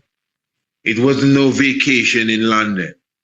In fact, the king himself was agitating to find a space in Switzerland so that he could be very close to the League of Nations. This is in Geneva, where the League of Nations was, Geneva, Switzerland. So he could perform his work much better from that point. But no, that was not the case. So Haile Selassie I, as you know, addressed the League of Nations on the 30th of June, 1936. He told them, today for us, tomorrow for you. Again, the importance of this address, you know what happened. The Italians started to boo and whistle as soon as the king began to speak. And then the lights came off and came on and came off and came on, and the hecklers were kicked out and the king started again. You know the whole story. And the king gave the speech. He showed them, he started in French, but he showed them that I'm just going to introduce myself here to you. Good day, but I'm going to read the rest of my speech. I'm going to express myself in my own lingua so that I can get it out the way that I want to get it out. And they said, go ahead. And he spoke unto them in a pure language. He spoke unto them with a language that came from beyond the rivers of Ethiopia. He spoke unto them in Amharic. Remember, the book of Zephaniah says this, eh? We would have highlighted this several times. That he shall turn unto them a pure language from beyond the rivers of Ethiopia. He shall speak unto them, give unto them a pure language. This is when the Lord shall gather all nations together. Which nations? The League of Nations. You see, what stands out here is that Haile Selassie I, prophetically, is the only head of state to ever address the League of Nations. And you see, this is the thing. You can't leave the prophecy out of this history. Sometimes we want to talk the history and forget the prophecy, but it's just natural. That is why his words to the League was considered as what? Prophetic. That's what they say it is. It was prophetic. Everybody says that. Christians say this, Muslims say it, politicians say it, that his words were prophetic. So who speaks prophetic words but a prophet? So he, the scripture says again that the Lord shall gather the nations together and plead to them for his people. That's it here, the nations, the only head of state to address the League of Nations. I mean, that stands for something. In fact, he's the only head of state to speak to both League of Nations and United Nations. It means something. What do you think? I'm sure it does. And he himself now spoke unto them in Amharic. The scripture says, he shall speak unto them in a pure language from beyond the rivers of Ethiopia, pleading for his people. 1936, the 30th day of June. Now, you see the Christ figure. You know, it says that Christ was tried by the 72 priests. You may not get that in church, but in the theological upper room, you would hear them not only give you the numbers of the priests, but the names of the priests. So there's some deeper stuff here for many of us to learn. But that's interesting that you have 72 priests and judges that was condemning Christ. Remember, you know, the esoteric writing shows that 72 came to the banquet of Osiris. Because Haile Selassie is Osiris, we would have revealed that from the master of ceremonies. Some 13 years ago, the master of ceremonies. I'm talking about the ancient concept of Osiris, who was born in Ethiopia. The same Asar who became a man at the age of 13, just like the Deshemaka Tafari at the age of 13, governorship and so forth, 13. And Osiris, when he was 30, 1930, got crowned, became the king of all the kings. And 72 guests came to his banquet. And then laughing and bringing gifts and, hey, good old chap, good job. Hey, we brought a casket here for you. Let's see if it fits. And when he went into the casket, they locked it and they said, we got him now. And they tried their best to snuff him out and they cut him into 16 pieces and threw him in the river and the whole works. But in 5 years, he resurrected. In 5 years, Osiris came back to life with the power of his wife and the power of Anpu, Anubis, and the power of Tahuti. He was mummified and he resurrected. That's Osiris. Yes, it's allegory. Yes, it's metaphor. Yes, it's the mythos. And he became the constellation of Orion. But mythos and metaphor and allegory will become flesh sometime. And that is exactly what we see in the Bible's Lion of Judah, the descendant of Solomon, and the King of Kings of the Scripture, the Al-Masih of the Quran, the Sahu of the heavens, Haile Selassie the first. So what happens here now? That he is speaking before the League. The League of Nations, it was 72 nations that came to his coronation. And these 72 European nations were in the League of Nations too. These are the same people that sacrificed him, cut him up into 16 pieces. It was Article 16. Article 16, the king mentions that several times in his autobiography. Article what? 16 pieces that they cut up Osiris into. I'm talking about the 72 nations that condemned Christ, the high priest and the judges. Everything is one. It's one, but we know for sure that it was fulfilled in the works and the presence of Haile Selassie the first. So the diplomatic works continued in Bath. When Haile Selassie established Bath, and this is another thing. When the king crushed the League of Nations, because the League was dead. How many of you have seen the documentary Lion and Judah? It's called Lion of Judah, but I call it Lion on Judah.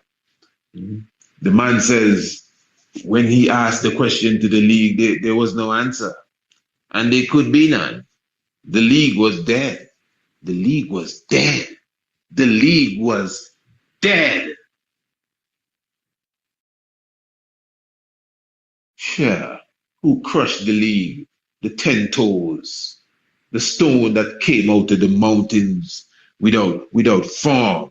Who crushed the toes? The Ancient of Days. I beheld until all the thrones were cast down.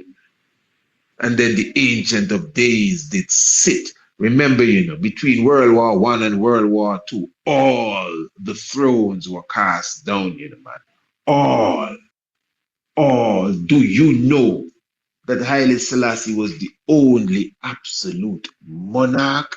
Not even the monarch of England was and is an absolute monarch.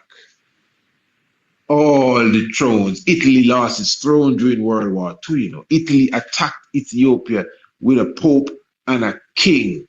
And the pope died and the kingdom was crushed and the royal Italy family came to nothing before Haile Selassie returned to his throne. I wonder if you understand this. And I beheld, this is the book of Daniel I'm quoting, chapter 7. I beheld until all the thrones were cast down. All of these European countries were ruled by kings. At the end of World War II, let me repeat, I beheld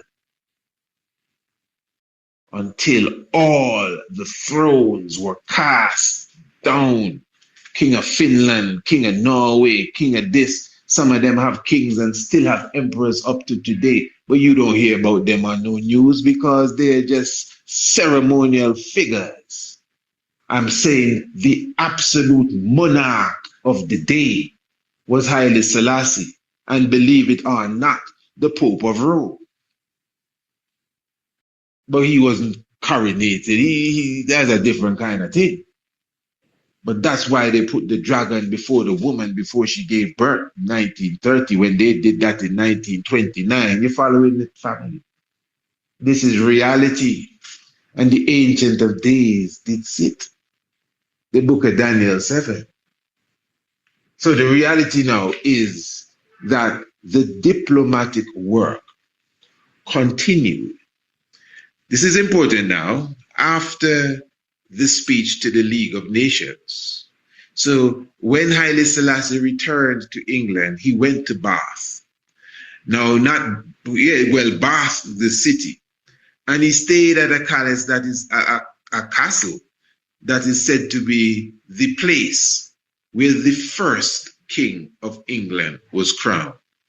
This is another thing, I'm telling you. But one of the main things about the visit to Bath was not to live, but for the emperor to avail himself of the hot springs of Bath. And that was really where the emperor began to heal himself, to take in, a moment. I think he spent a week there, going through the whole regiment and getting himself revived as such. So just imagine that. After coming off of the battlefield, it's just pure diplomatic works until he got to Geneva, spoke to the League of Nations, then he returned back to England and then went and took care of his body for a while. Then he went back to London and eventually came back to Bath within 2 weeks and set up Fairfields Village as the Bath home that we know of today. And again, when you go through the scriptures of his autobiography, the king clearly shows you that the diplomatic works continued. It was constant communication with what was taking place in Ethiopia. And remember, this was not the day of WhatsApp and Telegram and email. You know what I mean? And even snail mail was a problem. So you could imagine when he sent a message, when the message gonna reach. You could imagine when the message come back, when the retina, how long it took to return back to him. But the diplomatic works, even reaching out to the monarchy of England and the British Prime Minister and the Parliament, that was just a constant work from the office at Bath of Emperor Haile Selassie I. In his autobiography, the king clearly showed you that life in Bath was hard. We get in there, family. Life in Bath was hard. Remember, it was not just his family that he was taking care of. You had exiles all over the region, in the sense of you had exiles in Europe, in England too, in Europe. You had exiles in Kenya and Uganda and in the Sudan. You had exiles in France, in other places that the emperor had to take care of and make sure that they're funded. So the cunning mind of the emperor had to be at work constantly. And then, of course, his own family. That's another thing. And then the family of the dignitaries that were with him. Plus the war. Plus the war. Plus the bombs that are dropping in Ethiopia. Plus the mustard gas that the civilians that are not even in the war are receiving at the hands of Graziani. And that's another thing. The Graziani event of 1937 in February, when they attempted to take his life, and he escaped the assassination, but he murdered thousands of Ethiopians within a period of a few days. Rudolph the Red-Nosed Reindeer Graziani. So they have a certain part. If you look at the video known as The Footsteps of the Emperor, good documentary for you to watch. It speaks of Haile Selassie I specifically being extremely broke, if you want to use that term, to the point where the king had to sell his diamonds.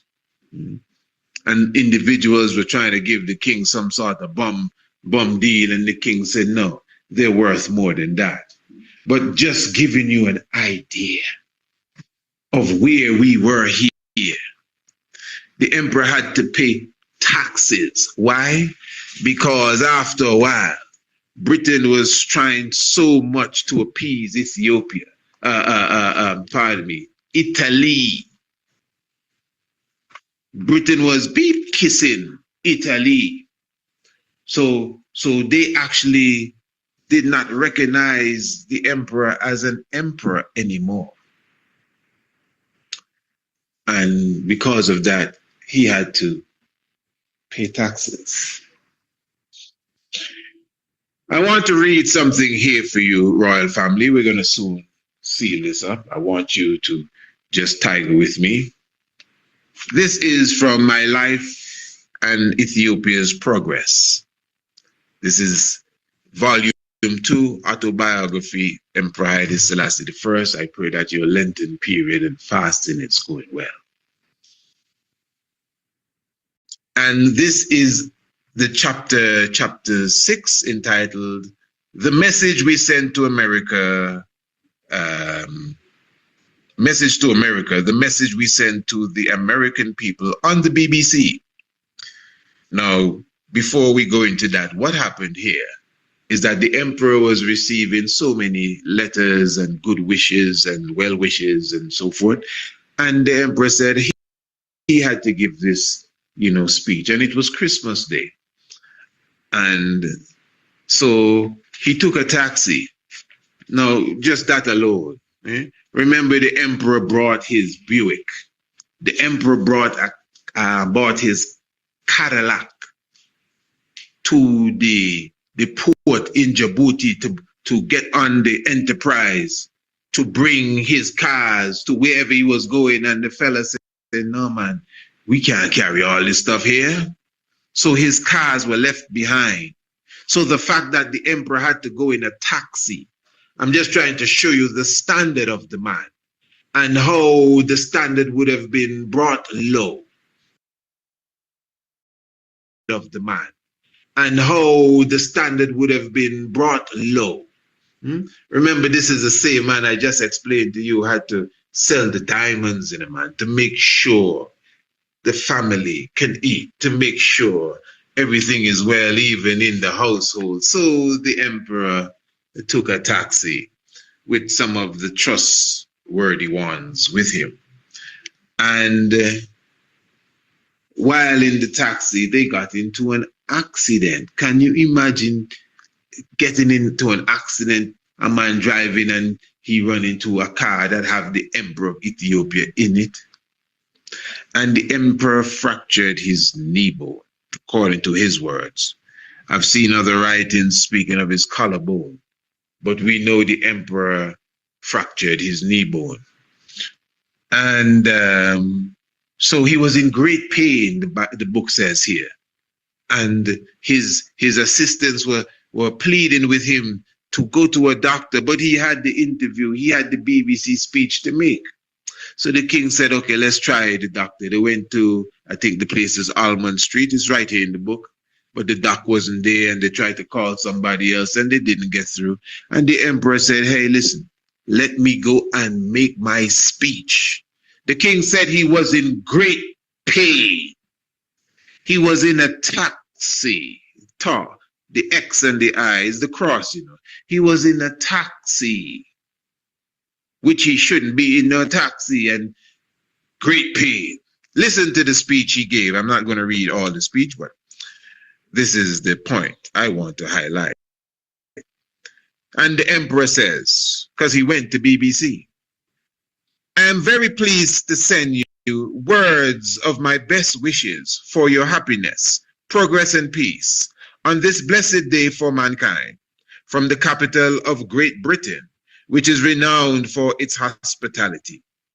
Let peace reign in your hearts, among your families, in the unity of governments, and in your relations with other peoples of the world. There is no greater day of gratitude and joy for Christians than celebrating the birthday of our Savior, Jesus Christus. On this day of happiness, every Christian, by meditating on his life and the work he accomplished for all of us, tends to forget the trials he faces and the sadness that breaks his heart. He says here, on this day of happiness, every Christian, by meditating on his life, that's the life of Christ, and the work he accomplished for us all, tends to forget the trials he faces and the sadness that breaks his heart. Remember, at that time, he was literally in pain, as if that was just symbolic to show us. He didn't, I mean, those who are listening to him didn't know that. The king ain't gonna come and say, boy, I just get in an accident here, but anyway, let me tell you what's going on. No. And I know the king wasn't limping, going into, ow, ouch, ouch, ouch. No, not my king. The king was walking erect, or else they would have some photo of that, of the king kneeling down and can hardly walk. They would have that photo somewhere around for you to see. But the king was walking erect. I'm sure one of those photos that you see of the king stepping like the royal guard was when his knee bone was fractured and he was in great pain. That's how much discipline Haile Selassie has. But it's interesting that he had to bear that cross just before he gave the speech, because the speech was not about his pain in his knee bone, you know. It was greater than that. The pain in the knee bone was symbolic of the great pain that he's going through in general. That is why on the documentary, The Footsteps of the Emperor, the lady that was the nanny of the children said that once they were listening to a record, and it was the theater of war, and you hear all the guns and the brrr and the pow, pow, pow. And when she observed the emperor, tears were running down his face. And these tears were splashing on the hands where you could see the the direct effect of the mustard gas that would have scarred the emperor's hands. She saw that and she gave that testimony and account of when she was a teenager taking care of the younger children in the emperor's house at Bath in Fairfield in the 1930s. Are you with me, royal family? The king just expressed to the people about what Christ would have done for all of us. Because if Hitler and Mussolini get control of this stuff, none of you would be around today. What Christ would have done for all of us. This is not religion. This is not your belief. You believe what you want to believe. I'm not telling you who to pray to. I'm showing you the reality of the world that we tend to forget again, according to the King of Kings words here.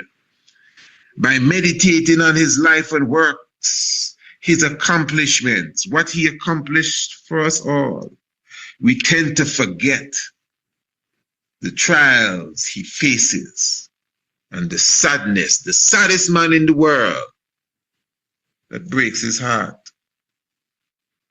And he says here, I'm skipping now a bit, when he sacrificed himself at Golgotha for the atonement of our sins, he prayed with his last breath to forgive the forgiveness of those who tortured him, saying, Father, forgive them, for they know not what they do. Listen to this, listen to this, listen to this. Shame on those of us who are Christians and do not follow the way of the Savior of the world, whose life was filled with kindness, humility, and martyrdom. That's him. If we lived by the laws he gave us, and we were worthy of being called Christians, peace would have reigned on this earth. That's some level of condemnation, though. Because no peace on the earth. And he said if we were real Christians, all of this war would not be taking place. And he's showing to the world once again, let me just seal this up with this point, that we tend to forget the sadness in the heart of Christ. Yeah, we're happy and we're celebrating, but we tend to forget his trials and the pain that he bore. Number one, he shouldn't even be bearing no pain. He shouldn't be even riding in no taxi. But the reason why he's riding in the taxi is because of our sins. He came to save us. The devil and Lucifer and Beelzebub coming in to take over, and you got to run away with your gold.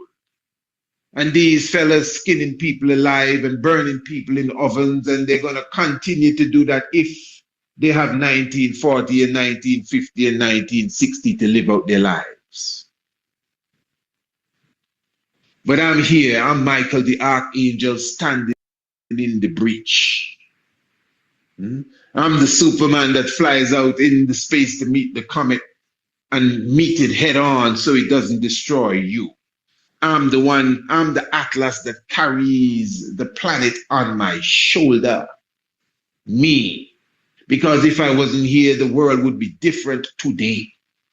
If I didn't go and speak to the League of Nations, this wouldn't be the planet that you would be talking about.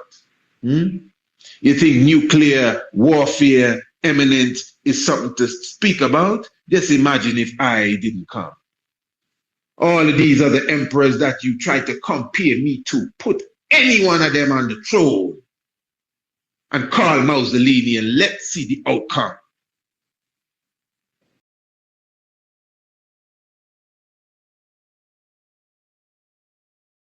Yeah, you can't play with Haile Selassie Rastafari. This is discipline to the peak. This is wisdom to the peak. This is not King Solomon. This is shrewdness and knowledge and sheer instinct at its climax. And this is exactly what was needed to win this war.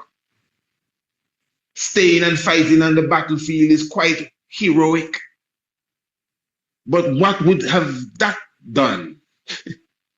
Were you waiting for the sky to open, eh? Yeah, that's how people think. What would have that done? Or what would that have done? Some other emperor would have stayed and died on the battlefield. Haile Selassie is the man of the hour.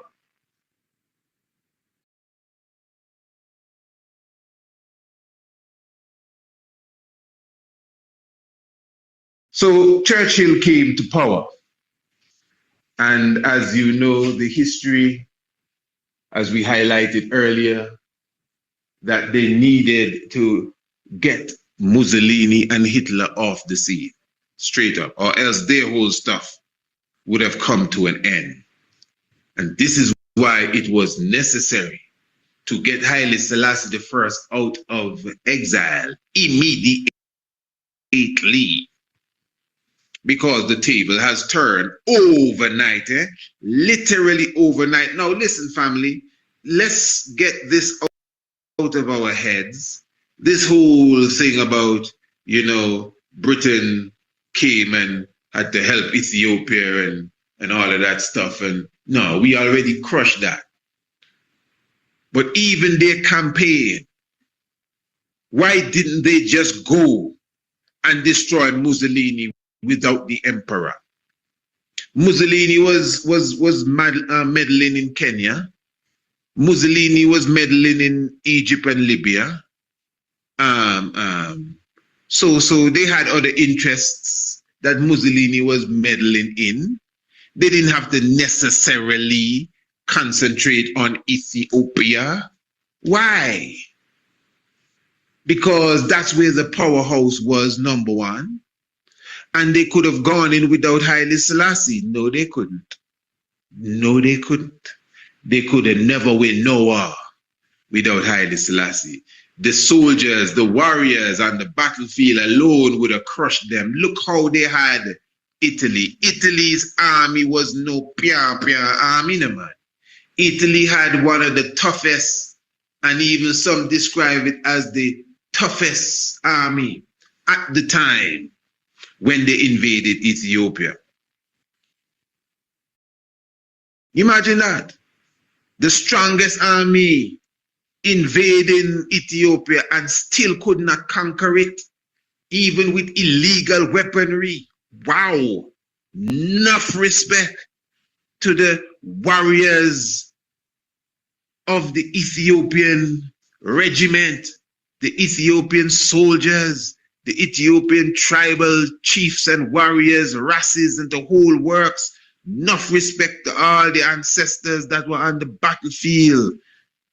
Enough respect to all the women and the children of that time and who had to lose their lives. Praise for I. Let the earth hear his voice. Holy Emmanuel I. Selassie I. Jah. Rastafari. You see the king here. Look at this. This is him with Major Colonel Wingate and I think it's Lieutenant Sandyford. His title is, but it's Stanford. But I think it's Stanford, something of the sort. But I think it's a lieutenant he is. And these individuals were a part of it, along with the reporter George Steer. They were a part of the Gideon force. Haile Selassie entered Ethiopia with the Gideon force led by Wingate. And he entered from Sudan via the airplanes. And you could see them here, literally plotting on the battlefield. They have videos where you can see it obviously. Haile Selassie is the leader of this Gideon force. I would have done programs on YouTube recently, at least within the last 7 months, showing you with video clips that Haile Selassie was controlling the war. He wasn't just taken back to Ethiopia, as some documentaries put it, after the British removed the Italians. What kind of foolishness is this? They had different fronts of the war. You had the front that was led by General Platt coming in from Eritrea. You had Cunningham, General Major Cunningham coming in from the south, coming in from Kenya and these places. And again, you had the Gideon force with Wingate coming in from the west. So it was on different fronts, the battle was taking place. And then, of course, you had our warriors in the central part, and we were just massacring because we got the ammunition too. We got the tanks, we got the planes. I don't mean British manned tanks and planes, you know. The Ethiopians got the highest levels of rifles and guns. And of course, we had soldiers from South Africa and Kenya and Nigeria and so many things, and India. Many things were taking place in this war. This was a real apocalypse, a real Armageddon business happening here. And all the African countries, Ghana, everybody came back for revenge, even though they were British subjects. Look at the mystic of this war. And you can clearly see Haile Selassie at the helm. Don't let nobody fool you like they've fooled many.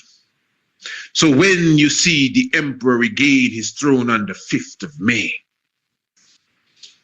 1941, and since we brought out the concept of Osiris being Haile Selassie, we've continually harped at this from the 5th of May 1936 to the 5th of May 1941. We're talking about the King of Kings and the Lord of Lords, Emperor Haile Selassie I, in the what is known as the exile position in the period of the Amenta. This is what I've been highlighting earlier. That is the real Amenta.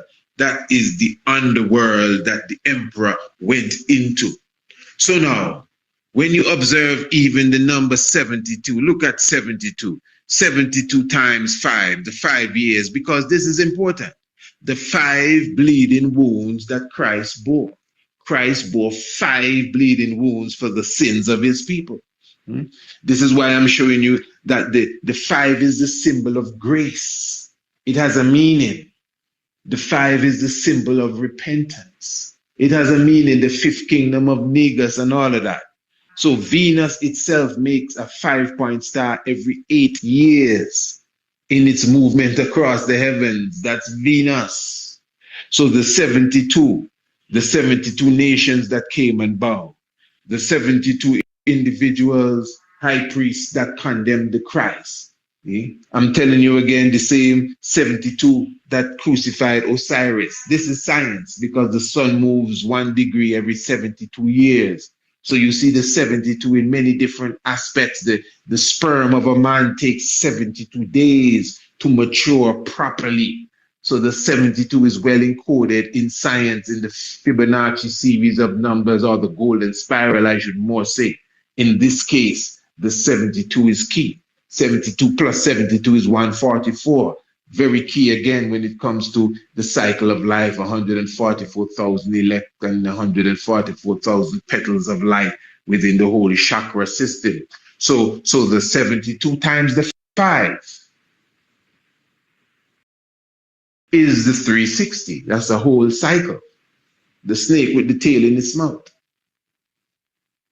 Continuous, 360 degrees.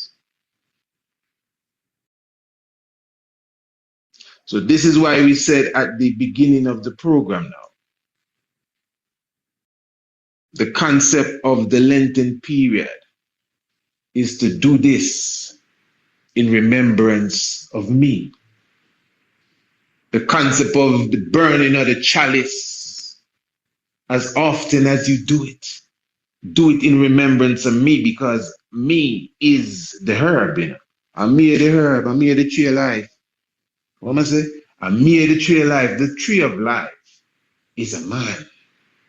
That's why you take the tree of life and sacrifice the tree on the portable altar. The tree is burned like the lamb's bread that it is, broken like the lamb's bread that it is. And when you burn the lamb, the green God, the green Osiris, they cut up into 14 pieces because you got to chop it up good and you burn that on the chalice. The smoke goes into the underworld. The smoke goes underneath the water because the Amenta is seen as a watery world. You know, that's why you go into the Amenta in ships. The Orient liner often, that's the ship that the king came to England in. It sounds like orphan, but it's something else. But orphan is a child that has no mother and no father, man. A Melchizedek figure. But he went into exile in ships. Ships is very symbolic in theology. So when you comprehend the underworld, the watery world, that's why the Christ is seen coming out of the water, out of the fish. Jonah is seen coming out of the water. The fish spit him out. Vishnu is coming out of the fishnu. And the fish spitting Vishnu out because the Christ comes out of the fish, the Nun, Joshua the son of Nun. Deep science, deep esoteric for those who don't like it and run from it. Deep esoteric science, And it's the same thing here, but the thing is, you don't have to worry. All the science comes to life. All the science comes to reality. With the Christ that was born in the city of David. The city of David, according to 2 Chronicles, is somewhere in the region of the river Gihon. Everybody in Ethiopia says the Gihon is the Blue Nile. So what are we talking about here? So as we are going through the Lenten period, again, we are meditating strongly on the spirit and the energy of him who bore the sacrifice for us.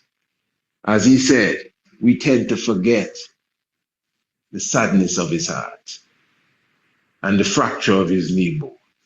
I remember after the interview, the king didn't hop out and go get some crutches, The king went to another hospital, but this wasn't for him. This was a children's hospital where his daughter was doing some work as a nurse. Because they were having a Christmas party and he promised that he would be there, and the emperor went. And I could imagine that he was as humble and nothing, nobody knew that something happened to his knee, nothing.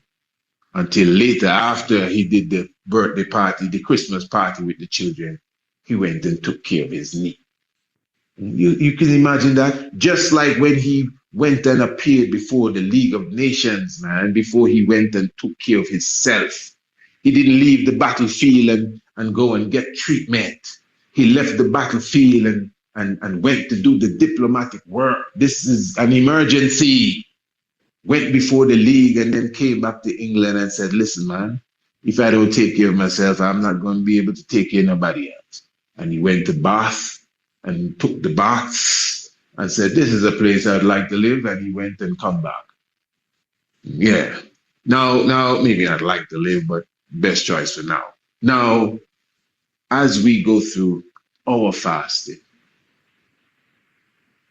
that's why we are fasting and praying, so we can speak about the glory of our King and what he would have done for us. But what I'm doing here is homing in, family. Homing in on that exile period. Homing in on that period in the underworld.